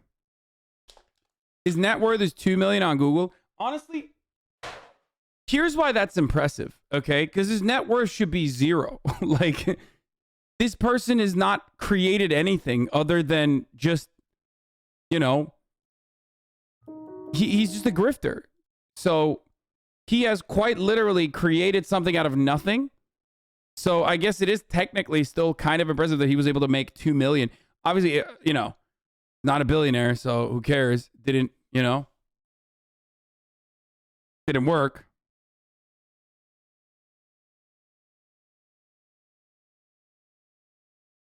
But Jordan Peterson, these are poisonous to your body. Apple cider. Anything that's not animal meat, animal fats. What's he gonna tell me, bro? Benzos? Thanks, I know. 6 months back. Get the fuck out of here. Turn me into a billionaire, Hasan. Listen to this. Oh God. Listen every day. I am affirmation for success. Oh, this is sad, bro. I can't watch that. That's gonna hurt my soul because look, I'm an empath, okay? Some of you don't know this, but I'm an empath, and if I watch that, it's gonna hurt my soul because I'm gonna, you know, think about all the people that have watched that and how sad they are. Oh God. He got bodied twice by Elon. His ideas sound sensible, but he was not my or SpaceX brain coach. I think he maybe gave a talk once. Oh, CNBC did him in hard, bro.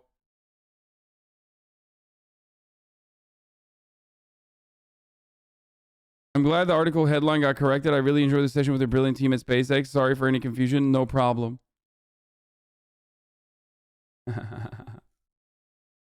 The two-peat.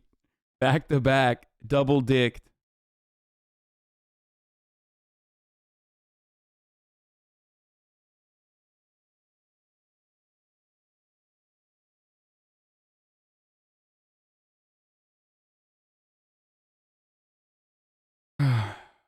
Okay, let's watch this. I'm a millionaire step by step. Today I'm going to teach you one of the most profound concepts that I've learned in my life that has helped me become a millionaire by the age of 27 and a multi-millionaire by the age of 30. Now you may not realize this, but one of the most toxic concepts and one of the most toxic ideas that you've been exposed to is this, that somehow if you make money in a very short period of time, that somehow if you make money quickly, it is a bad idea. You heard of the term, get rich quick. Somehow in a...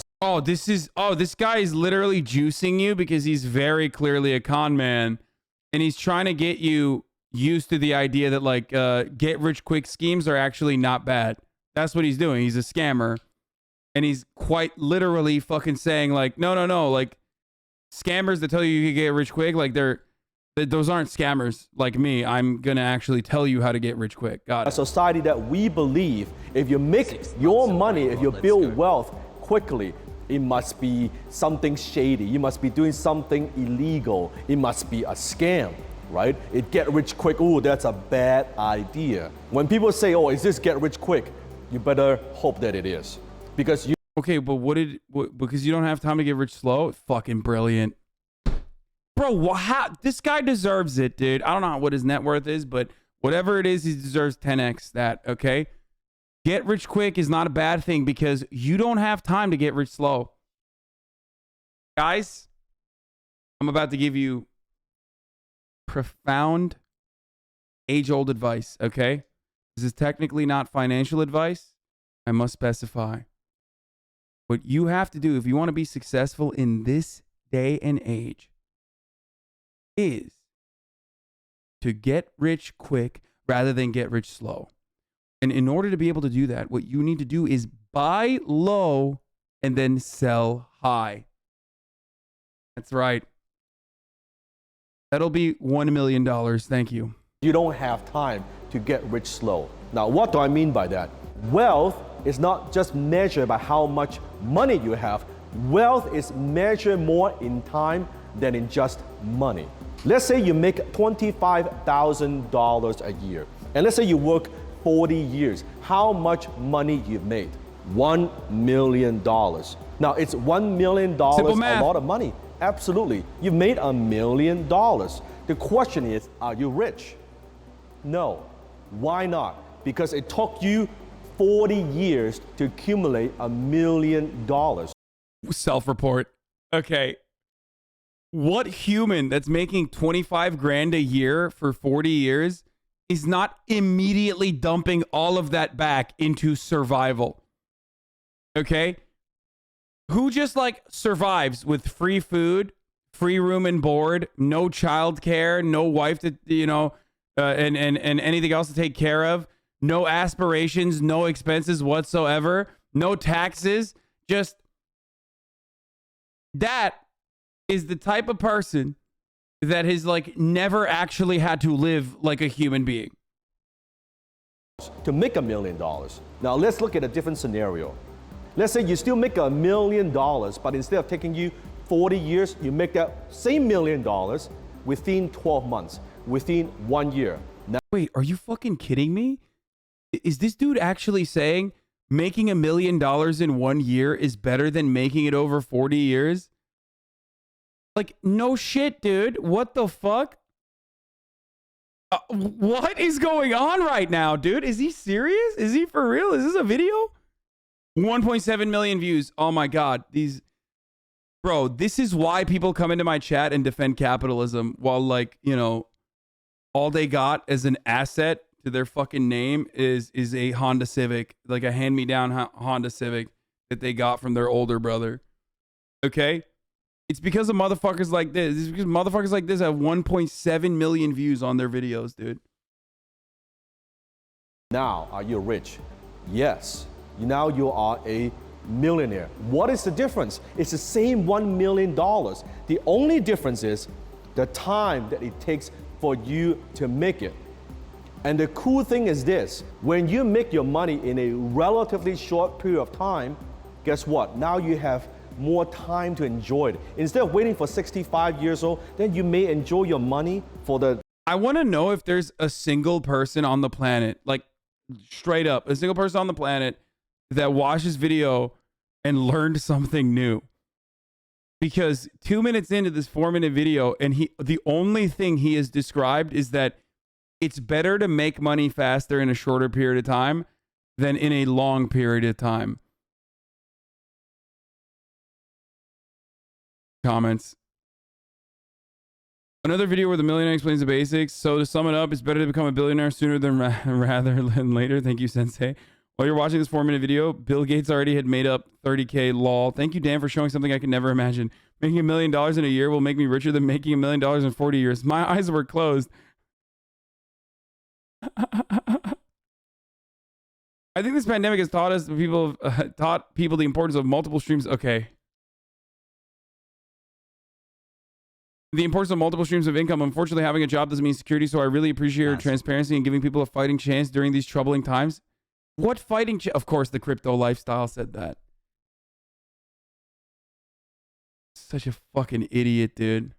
Like 10 years, want to enjoy it for 30, 40, 50, 60 years. That's the only difference. That's why wealth is not measured in how much money you make. It's how fast you make that money.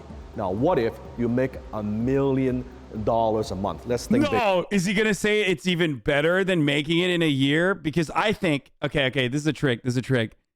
It's worse. I have never thought about this before. I am a human that is I'm an empty vessel. I am a blank slate. I have never thought about these things before in my entire life. He's gonna say it's bad, right? Come on, let's see. Bigger.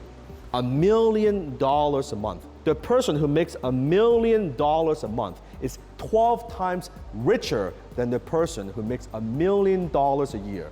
And he or she is richer than the person 480 times richer than the person who makes $25,000 for 40 way. years. That's 1.7 million views on this. Are you fucking kidding me, dude? I need to know if there's a single, crypto guy said this was great advice. the difference. And that's why rich people, we value time more than we value money. Poor people, they value money more than they value time. And that's why if there's something with my Bentley, an oil change, or I gotta go do something or fix the car, I'm not gonna do it because it's not worth my time. My time is much more. I think these types of gurus and videos in particular seems to be most popular among those outside the US, particularly in poorer nations and those with less education. People like this sell them on the idea that you too can make it from Bangladesh slum if you only tried and applied yourself harder. If you don't make it, you're just not doing enough. I think there's a lot of Americans who fucking absolutely get sucked into this void as well, for the record. So I can see what you're saying, but I also believe that they're definitely fucking sucking a lot of Americans into this as well, because the wealth gap is gigantic. Okay, the income disparity, wealth disparity is gigantic.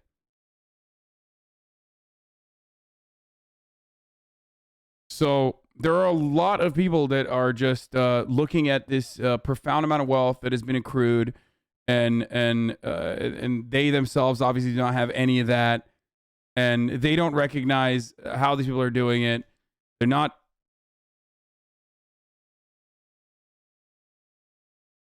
Get it now? Someone who makes 1 million is rich, but someone who makes 12 a year is not. Yeah.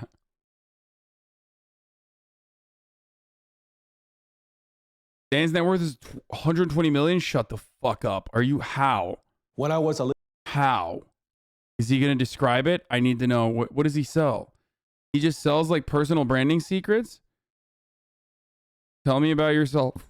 A good answer to this interview question: how to sell anything to anyone, anytime. Sell me this pen. 3 common mistakes in a street fight. 7 things poor people do that the rich don't. 7 things poor people do that the rich don't. Number 1, poor people watch TV. Wait, we've seen this already. And rich people read books. How Wait, many? We've literally seen this. We've seen this video. Not from him. Someone else fucking... Someone else made this exact same video, bro. We watched this yesterday. What the fuck? He's about to say rich people actually steal and they plagiarize? Is that what he's about to say? Hours you spend in front of the TV. And when was the last fucking time you read a book? How many books do you read per year? Number 2. Wait, is he in Trainwreck's apartment for real? What the fuck? 2, poor people get paid based on time. Rich people get paid based on results. Let's say you're working at McDonald's. You may be the best floor cleaner on the planet ever, but what value do you bring to McDonald's? Rich people, we get paid based on results, not time. What?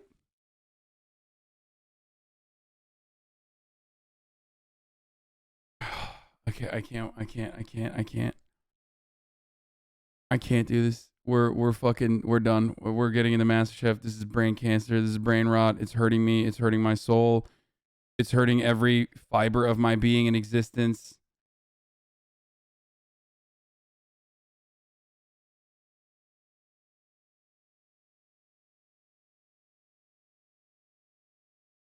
Okay. Results of how many people, working class people, can fuck over in a day. I mean, I do to a certain degree see value, utility in doing this sort of thing, watching that sort of rich person content, because ultimately I feel like that sort of rich person content can open up people's eyes to how the rich actually are, because there's truth in it. It's like watching the fucking... That right there is basically the same as you know, watching the videos about how like the rich do tax evasion. You know what I mean? There's utility in understanding how wealthy people do tax evasion, even if they are in the process of describing to you how to evade taxes in a positive way.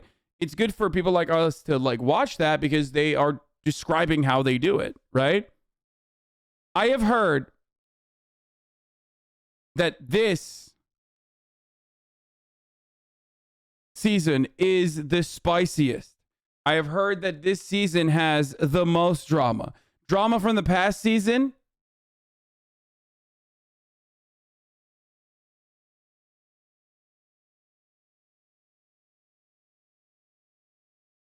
I wish I was a headlight on a northbound train.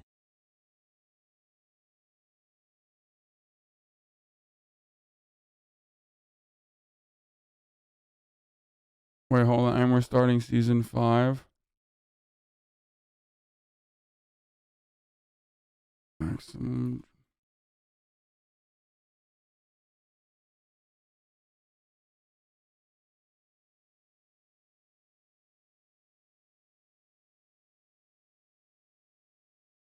Hold on.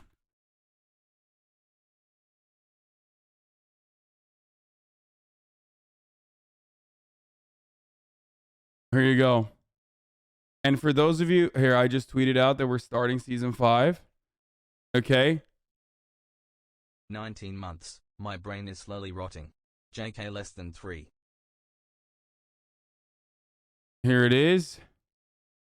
And for those of you here, look at this. Serious? Oh. Oh my God. Oh my God. Oh my God. Oh my God. Oh my God. Oh my God. Oh. Oh my God. Oh my God. Oh. Look at that. Look at that. Look at it. That is the rarest of all gram. That is the rarest of all grams. That's an Instagram. That is a gram. That is a gram content creator recognition notice gram. Okay. It's the best gram you can get.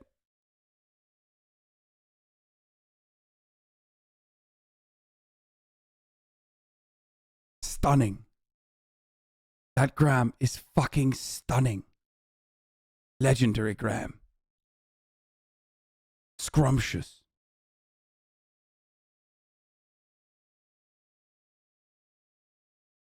Incredible gram. I already commented on it.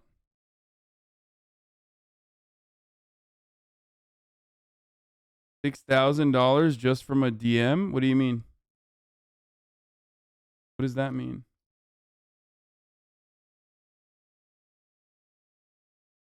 The comment? Oh, 6,000 for the first 5 people to DM me. I deserve it. God bless y'all. Oh, yeah. I didn't read it because I was too busy looking at the stunning gram.